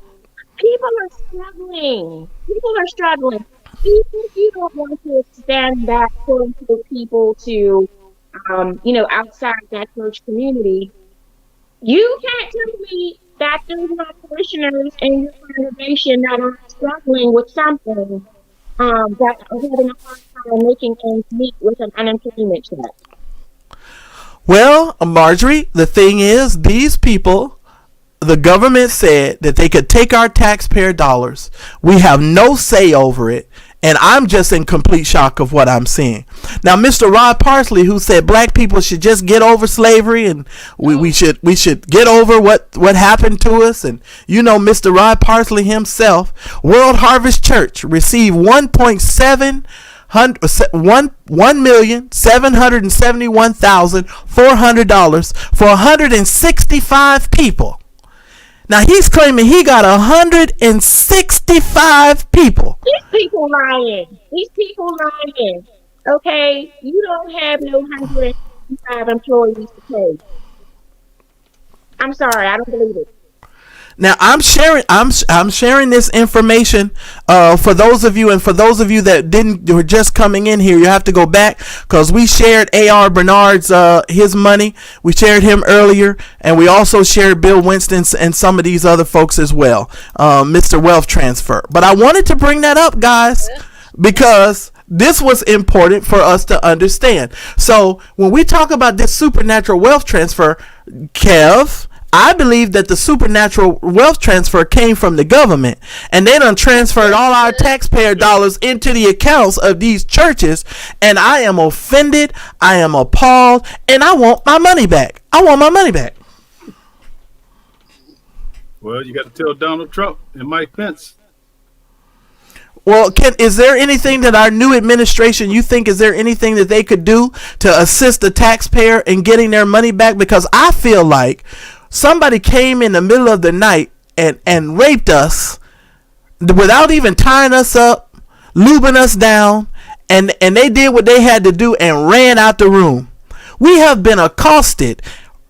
The American taxpayer has been robbed. It's been robbed right in front of our eyes, and there's nothing we could do about it. You know who's going to get this bill, Jen? You're going to get this bill. I'm going to get this bill. We're going to be the ones footing the bill for this. We're going to be the ones. And but, there might be, let me just try to bring some kind of hope out of this.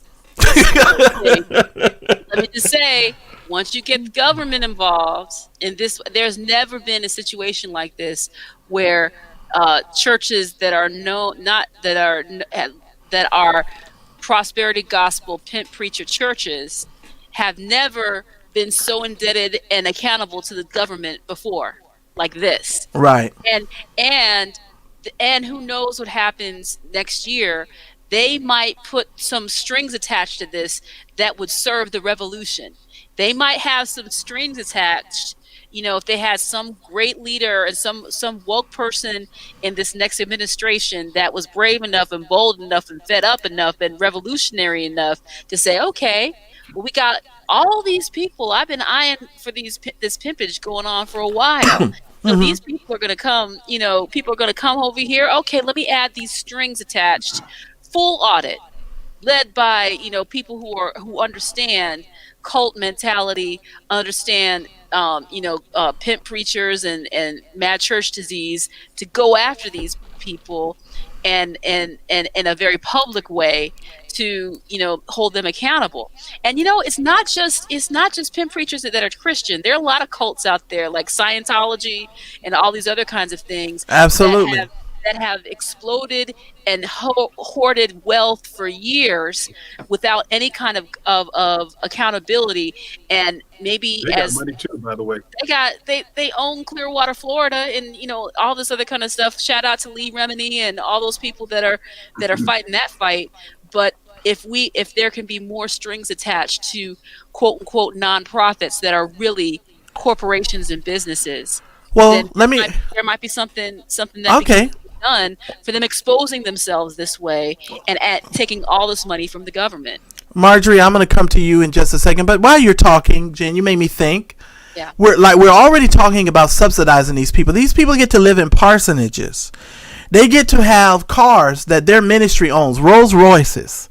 These individuals get to live in homes that look like this and call it a parsonage. Okay, these individuals. These people get to live places like this that we subsidize, and now the American taxpayer is now coming back and having to foot the bill for their employees. Now, all I'm saying is this, Marjorie, I had to cut my expenses during COVID, and now the government is fighting to pass a $600 check to be sent to me. $600. They've been arguing for months over $600. No, I didn't say 600,000. I didn't say 6,000. I said $600. Now, they've been arguing over $600 for me, but they're willing to give Joyce Meyer $5 million with no oversight, no accountability. Marjorie, I don't understand why the people are not rioting in the streets. I do not understand this, because I feel like, me personally, I feel like I've just been robbed. Uh-oh, Marjorie, you muted yourself. Let me see. Where you at? Okay, so yeah, I'm living, and these a lot of us did have to. I'm thankful. I have a good job now, but I know a lot of people that had to downsize. They had to get rid of their car. They had to get their second car. They had to move into a smaller place that they can afford for the time being, just so they can make it. But these people got to stay in their lifestyle homes. I don't either. Djuan, tell me, what recourse do I have? Can I do anything? Am I just going to sit over here and wait for my $600? What can we do? Because obviously there's something wrong here, and the American taxpayer has been taken advantage of, and Twitter is going off because people are starting to wake up. The people are talking about this all over Twitter. Well, this is the thing, and I want to make a clarification. We're not individually judging these pastors that filed for PPP funds, and this is all public information. It's not like we went to the IRS and had to pay somebody on the inside to divulge the information. It's public information because it's tax. It's American people's money. I think it boils back to, what are we going to believe? The name of this podcast is Mad Church Disease. So what are we going to believe? Because a lot of these mega churches, and we focused on mega churches, we weren't begrudging those churches that got less than 150,000, because that's a whole nother category. We're begrudging, or not begrudge, but we're asking a sound theological question, which is, you've been telling us for decades that God moves based on how we give. And if we're faithful when we give, we can go boldly before the throne room and God will just move on our behalf. It's just so esoteric. It's not specific that, but if you sow a seed some way, somehow, God is going to do something. But then now, when the church needed to have faith in God to move and sustain because of COVID and the pandemic, the church didn't do that. Many of these same preachers didn't sit there and pray and fast and say, we're going to wait and see how God's going to move and sustain us, even though people can't come to the church house. No, they went to the government. They depended on what they could see, and touch and feel, and they went and got a PPP loan. And so that's the thing. What are we going to believe? What are we going to believe? What we're hearing? Are we going to believe what the Spirit is saying to the churches? Because it's a difference between putting a burden on people to just believe God's just going to drop blessings out the sky like the stork drop babies, when churches have specific mechanisms. I remember in the Bible, anytime you wanted to prosper, God would tell Isaac and Abraham to go dig a well. You had to physically create a well in the ground, so when the rains of prosperity would come, you could catch it and contain it. And see, what I find problematic is the churches don't do enough to tell the people how they can catch and contain all these government subsidies and opportunities. They just tell us to sow a seed and give, and that's not even biblically consistent, because Jesus told them, when somebody comes and asks you and say they're hungry and they're cold, he said you got to give them something tangible. You got to dig a well. You got to give them something to have the ability to sustain themselves. You just can't say sow a seed and God's gonna move and Jesus gonna fix it. So this is problematic, because the churches have all these gurus and John Maxwell and these Think and Grow Rich books. They got accountants and CPAs and MBAs that tell them how to dig wells so they could take advantage of these situations that happen. But the people are woefully equipped. They don't even know how to go apply for the emergency funds that each city has for those who can't pay their light bill. Okay, now with that being said, a lot of those funds go unused because people don't know they're available, that they're subsidies for people to pay their light bill and pay their rent. But the church don't equip you to dig that well. They just say, hold on, Djuan. I want to come back to your point. Miss Justice, I know you have to go. I want you to give us your final thoughts before you do. Please go look for Miss Justice on YouTube. She has a wonderful YouTube channel over there, Miss Justice. So make sure you look for her. Miss Justice, give me your final thought, and then I'm going to go back to you, Djuan. What's your final thought? My final thought is that I'm glad that people got a break from church, honestly. With the COVID, but I think with that, it still, a lot of pimp churches found a way to profit off that, and I'm just really heavy-hearted about that. That even the people still couldn't get a break off this break, and I hope people wake up. All right. Asking questions. I do too. All right. Well, thank you so much for joining us. And to Monica Hope in the chat, you are as wrong as two left shoes. Let me just go ahead and tell you this. You are as wrong as two left shoes.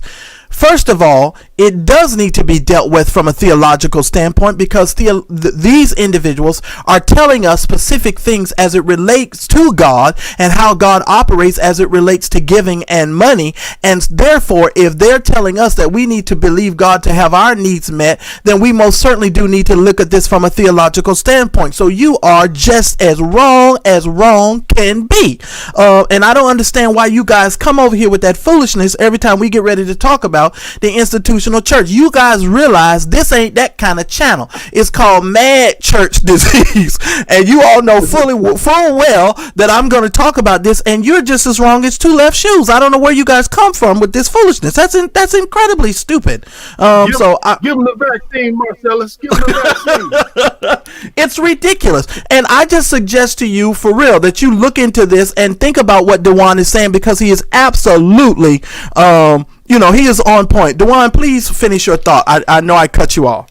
Yeah, I just wanted to finish up and say, like I posted in the chat room, they have programs, low-income energy bill assistance programs in every city that are available, that often these funds often go unused because most people don't know about them, and the churches ain't telling people that, if you need help with your utility bill, your power bill, you can get these funds.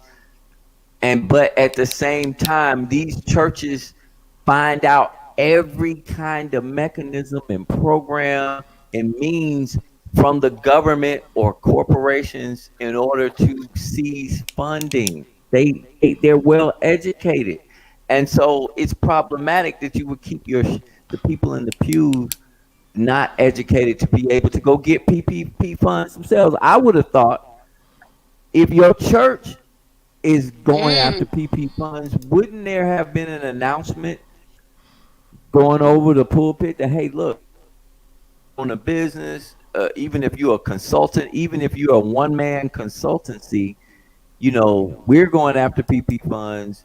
You should go after PPP funds.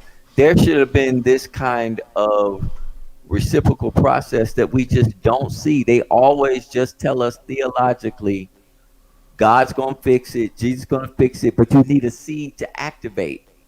And we clearly see this is another illustration where we see there was no seed given. None of these, Joyce Meyer or none of these people that were shown, you're not going to see where they gave any taxes or anything to the government or anything that activated the PPP loans to come through.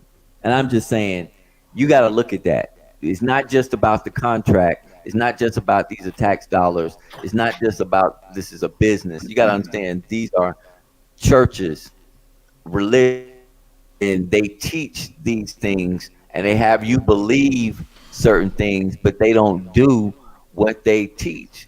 I agree.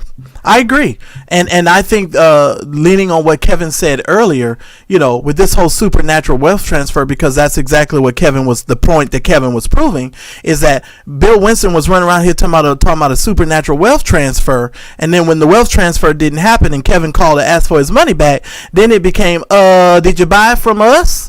Where did you get it from? And they had a whole bunch of litany of questions when it just should have been his name on the book. He wrote the book. He said the transfer was going to happen. It didn't happen. I want my money back. Now, going forward, Jen, how do we as individuals, taxpayers, and I don't know if you can even answer this question. You probably can't even answer this question because I can't answer this question. How do we as taxpayers, what do we do as it relates to getting our money taken and using in ways that we don't want our money to be used? Can we call our senators? Can we reach out to our local government? What are we supposed to do? Because I want my money back. Well, it's funny. We were having this conversation. It made me think about a couple of things. It made me think about our elected officials and what they can and can't do. And also, it made me think about just, again, the whole business model of, I'm sure that when these megachurch prosperity preachers heard about this free money and were told about this free money, they didn't think twice about applying for it because they view themselves as a business. Right. That's what they view themselves as, a business.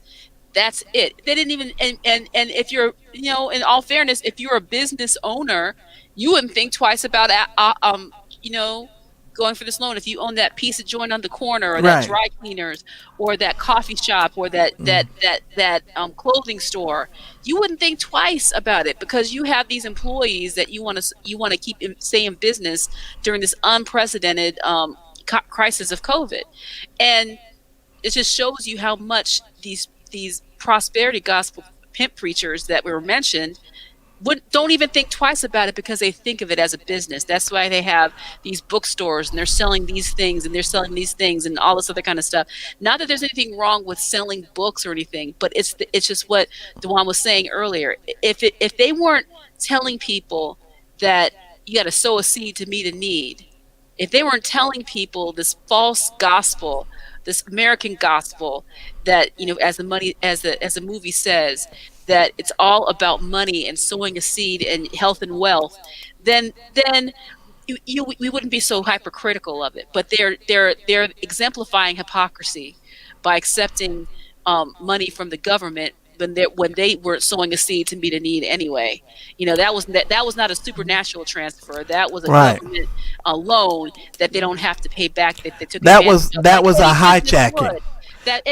But to answer your question though, Marcellus, I think as any shift in the government or any revolution would happen, it takes organization. I think that we as in CFR and just in general, we have a commonality with other people that have suffered from cult-like organizations under the umbrella of nonprofit religious organizations. Right. If there was a way that we could redefine terms and connect with other people, whether they're under the Christianity umbrella or they're under the Scientology umbrella or they're under the Jewish umbrella or whatever quote unquote nonprofit faith-based organizations that are really fraudulently criminal and pulpit pimps, if there's a way for those people to mobilize and unify to make that voice louder and stronger, and then you elect officials that can really champion it. I mean, I wonder what Chuck Grassley would have really been able to do if he had a lot more solid support across all faith-based things, to do something about that. And if they're, do you think as the American taxpayer, we should now be putting a demand on these senators for these people to open up the books? Because Kev, as I pivot to you, as a business owner, consultant, somebody, we work and we work hard. And the thing about that Jim was mentioning, though, they look at him like a business, but businesses pay taxes. Right. These people don't pay no taxes. Right. And so I'm just like, well, wait a minute. If you don't pay taxes, there's no reason you should come to people, tax-paying people and taxpayer money, and then to subsidize your non-tax-paying ministry.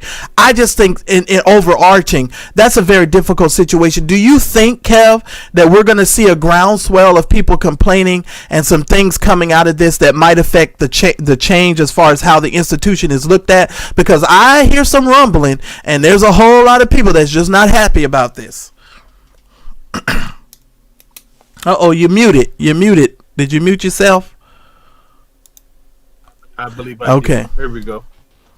So I think that there's going to be a reckoning along with a reckoning on a whole bunch of things. And I'm saying this in the context of this whole Trump presidency. There's going to have to be some reflection on a whole lot. You got that right. And I think that the way that money has been spent, I think this next administration is possibly going to look into it, or some things are going to come to light over these next couple of years. And one of the things is going to be how this money was spent by these ministries. And to be honest with you, I think what's gonna, what's going to be the the hook or the thing that really gets the attention, I believe is likely going to be the Catholic Church's role in getting this money. I think because the Catholic Church already attracts a lot of attention, and I think when it comes out, 3.5 billion it's already begun to come out. 3.5 billion with a B. Yeah, that's a lot of money. So yes, I think that but it's just going to be a matter of who's going to have the courage to dig into that. And really, Paula White, she, pardon me, Djuan talked earlier about Joyce Meyer being one of those ones that was investigated. And Paula White was as well. And her being in this administration, the role that she's played in this administration and the shenanigans that she has, I think she's brought a lot of attention. She's going to bring a lot of attention to all of this. You know, well, to the commenter, I just want to say, no, they do not keep good records, and this is part of the problem, because we hear these people say this stuff on TV, and they say it with a smile, and because they're your favorite TV preacher or whatever, you assume that they're telling the truth. History has recorded that they do not keep good records, and one of the reasons why they don't like opening up the books, because when you do open up the books, the records clearly show where and how the money is being spent. So that is actually not a true statement. They do not keep good records. If you believe that, just ask that dude, what's his name, that was messing around with Vicky Yowie. Him. That dude. They don't keep good records, because when he had to testify under oath, he couldn't even answer half the questions. So no, they don't keep good records. It's been very well documented and proven. And just don't believe because they on TV and they dress nice and they got a nice smile that they keep good records. I just want to say that. Just saying. And the churches that do keep what you could consider to be good records, when you look at those records, one of the things that it shows is that there are a lot of little pockets and little places where money can go, where money can hide. You know, they have different little slush funds. They have, you know, different ministries and different diamond mines. Diamond mines. Yeah. You discover that your past has a diamond mine. I'm just saying. Exactly. So that's how they got Al Capone, is the tax records. Yeah. So that might open up a whole nother way to really, they couldn't get it this way or that way. You know, this might be another opportunity to come after these churches that are crippling people in their faith and robbing people of their money. Those churches, that may be another ammunition that might open a floodgate. Okay. Accountability and taking them down. Who knows? Okay. Well, I'm about to prophesy. Watch this. Y'all watch this. I don't even call myself a prophet, but y'all watch this. Somebody about to go to jail.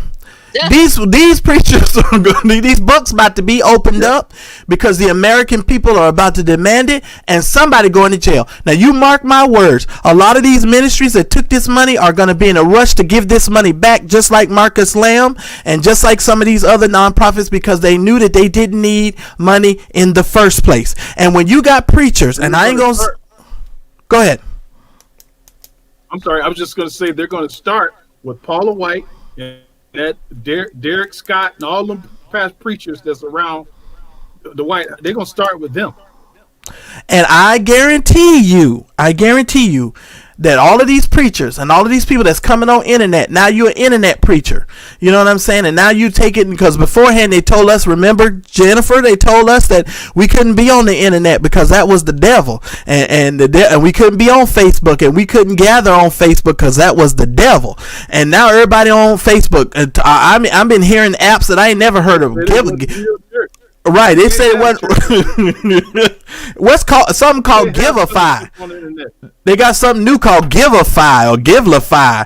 I mean, they got all kinds of things now that they taking money from. So I'm just like, very, very interesting. But Jen, I'm gonna tell you, these people are breaking the law. The proof is in the pudding. All you have to do is look at the numbers.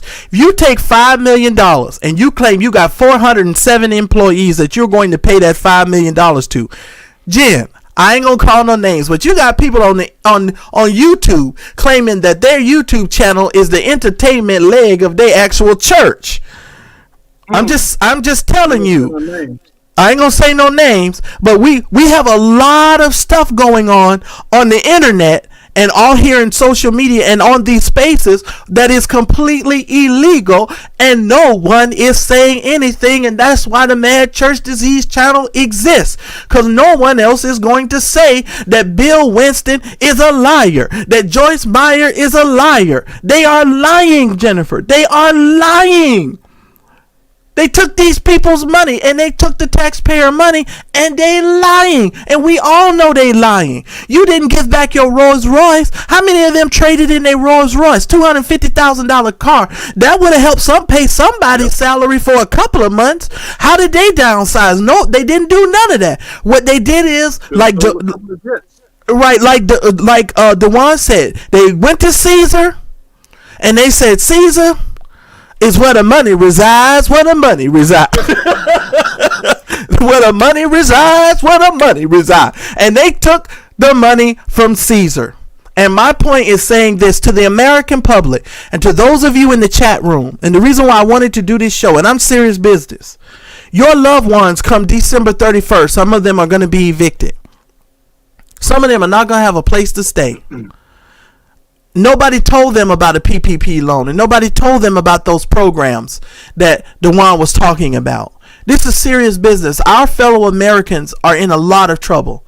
And so we need to be reaching out to our local officials, and we need, for those of you that are down in Georgia, y'all need to vote, because the only way I see any sort of relief that's going to be moving quickly is that if we can overturn these 2 seats. Hate to get political, but it is what it is, because we know darn well Mitch McConnell, Moscow Mitch, and what's that other one? What's his name? Lindsey Graham. You know, we know they're not going to do anything. So we have to do something. We have to do something. Now, as the saints of God, some of you in this chat room, and since this is my program and I can say it how I want to, you're going to remain crazy and you're going to keep believing this foolishness until something that hits you upside the head. Some of y'all so ridiculous because you think membership has its privileges, because that's what they told you. You're a member of a church and you think you get some sort of special privilege. I don't know what kind of privilege you get, but there's no privilege you're getting. All you're getting is you're getting COVID. You're running into the church and you're getting COVID. Y'all are catching COVID. I'm just saying. So we need to rethink this, and black people especially. I'm just talking to my people for just a second because I can't really talk to everybody else. Black people, y'all need to stop being so crazy when it comes to this stuff and thinking that the earth is going to open you up. The earth is going to open up and swallow you because you called one of these pimp preachers a liar. A liar is a liar. A thief is a thief. I didn't make anything up on these people. I just showed you the numbers. Why in the world should Joyce Meyer get $5 million of taxpayer money? That makes no sense. And Bill Winston said there was going to be a supernatural wealth transfer. He should have been had the money. He shouldn't have had to approach the government. He said that they was going to get the money. The supernatural wealth transfer was going to talk about years ago. So what I'm saying to you and to all of you people in this chat, don't be a dummy. Don't be stupid. You know, there's 2 things, Kevin, you and I talked about before this COVID thing really hit. You and I did a whole show on this, talking about how the black people were going to respond to this COVID thing. That boy, Brian Carn, he's still been having church. Them people close up proximity to one another, no mask. He told those people that if they got sick with COVID to lie and tell them that they belong to a whole nother church. It's on audio. Mm-hmm. The man said, just lie. Tell him you don't go to this church because he didn't want his church to close down.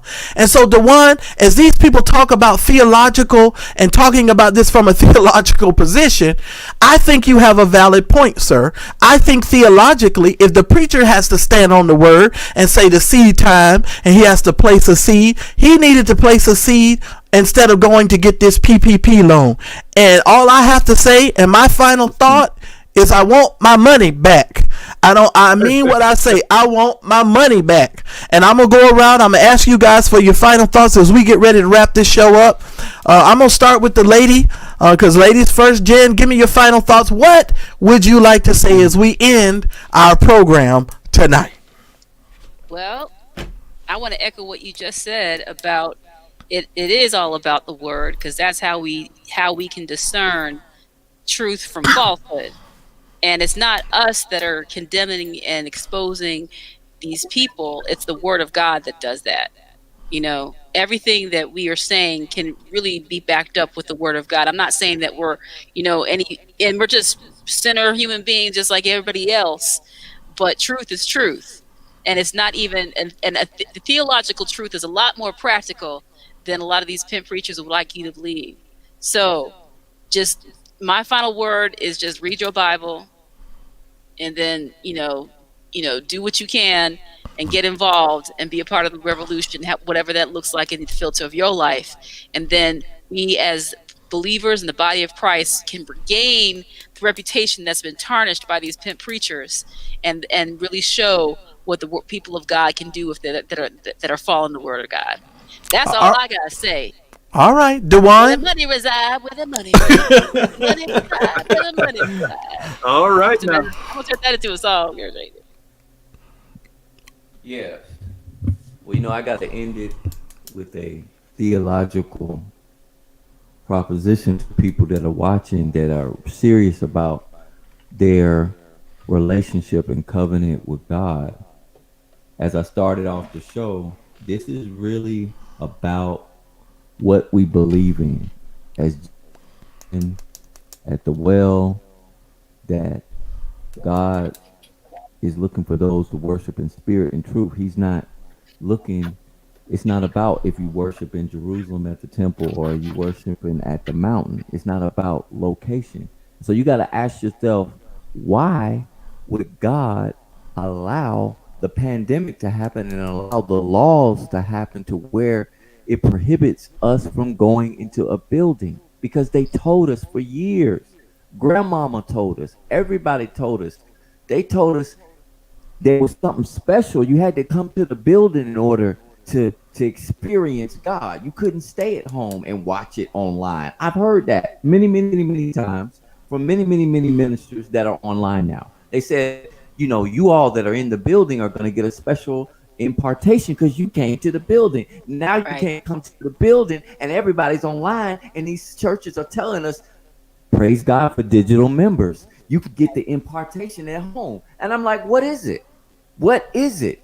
Because they're not telling us spirit and truth. They're not telling us Hebrews chapter 8 that God has given us a new high priest. This is Christ that mediates a new covenant, which is the laws written on our hearts and minds wherever you are, whether you at home, Starbucks, in the park, at the airport, Cheesecake Factory, wherever you are, it doesn't matter. And so we got to ask ourselves, what do we believe? Because for some reason, God has allowed us and allowed the nation not to be able to go to the building, because the Most High, Acts 7:48, doesn't dwell in temples made with hands. And so not to interrupt you, but that goes to the point that I made earlier, the young lady's comments in the chat. Theologically, what you just explained is it does matter theologically, and the theological position that you just told us and talked about was your view of God. How you view God and how you view this building is very, very important as it relates to this PPP stuff, and you getting an understanding of why this is not right and why this is not proper.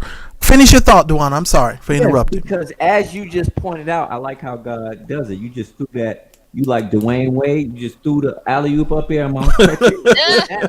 It's because how you view God now is so critically important, because we have to understand those jobs that are listed on the PPP application, the majority of those jobs are attached to the building.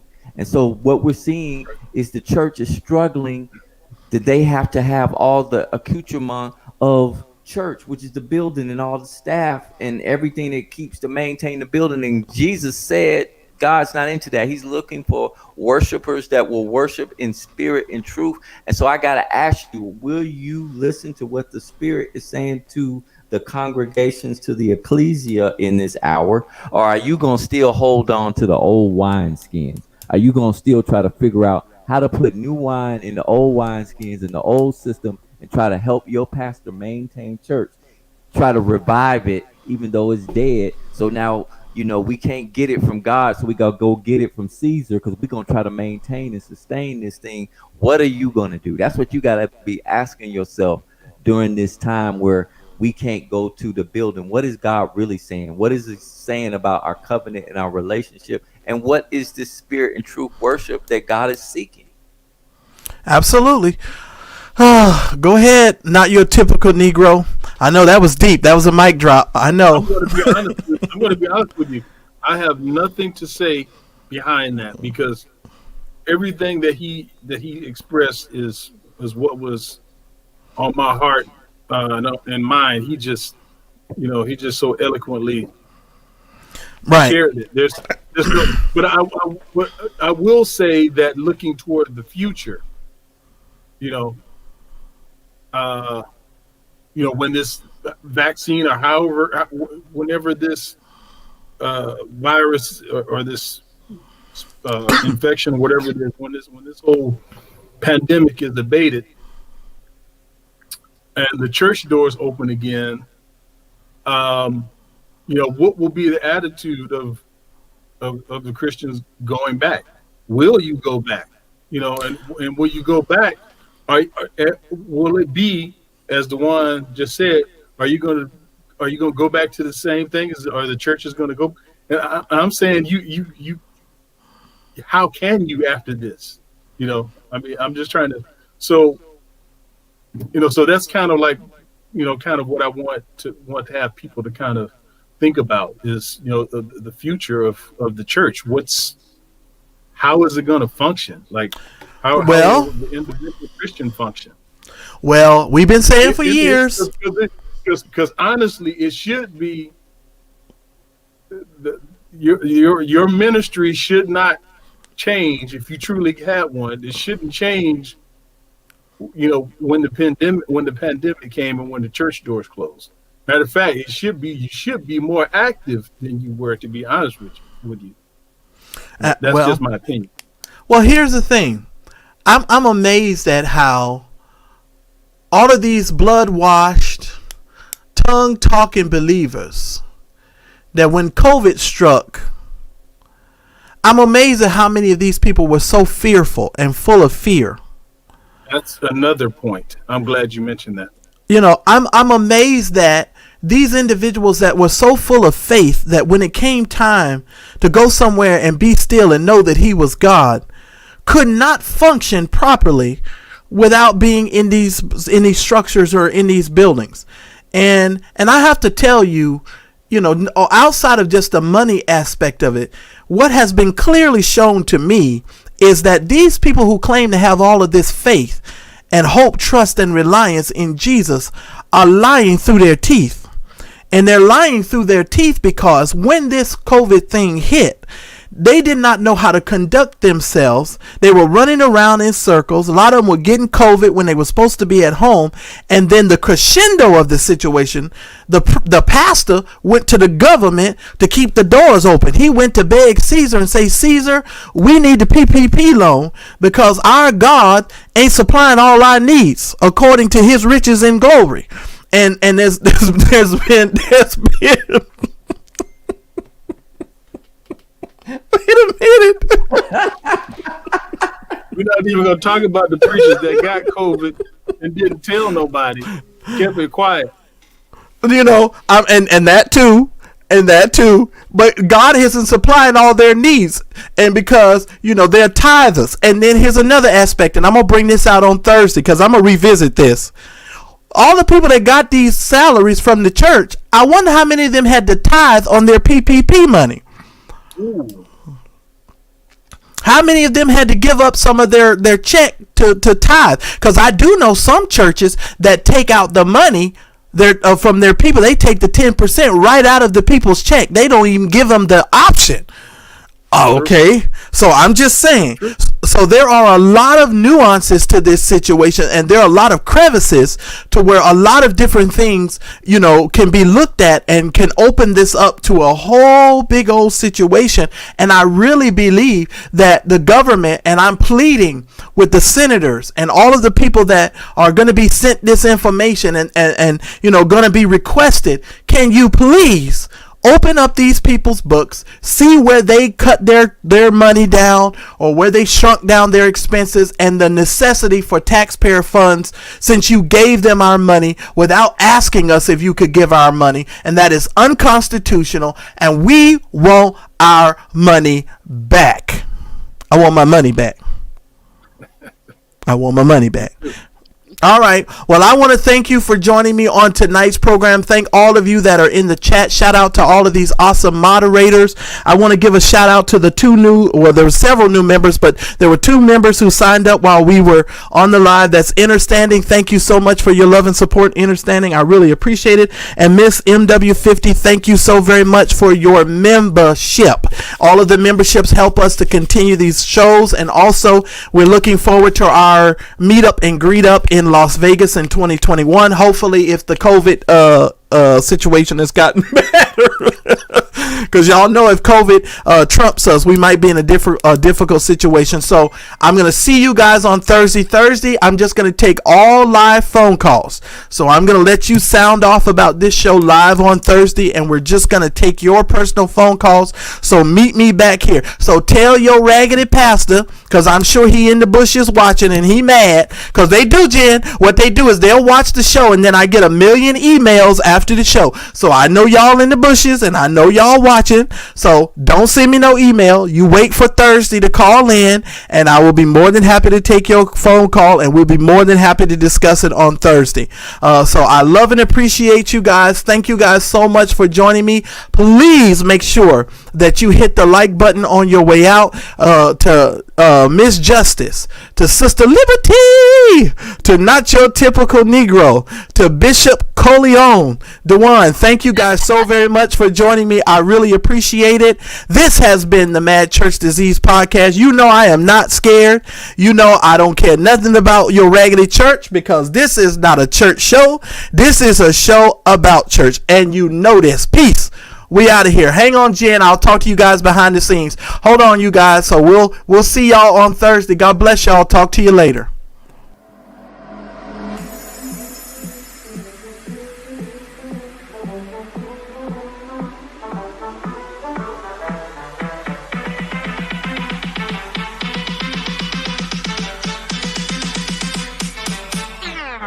You've been listening to the Mad Church Disease Podcast. Visit us online or on our Facebook page at Mad Church Disease.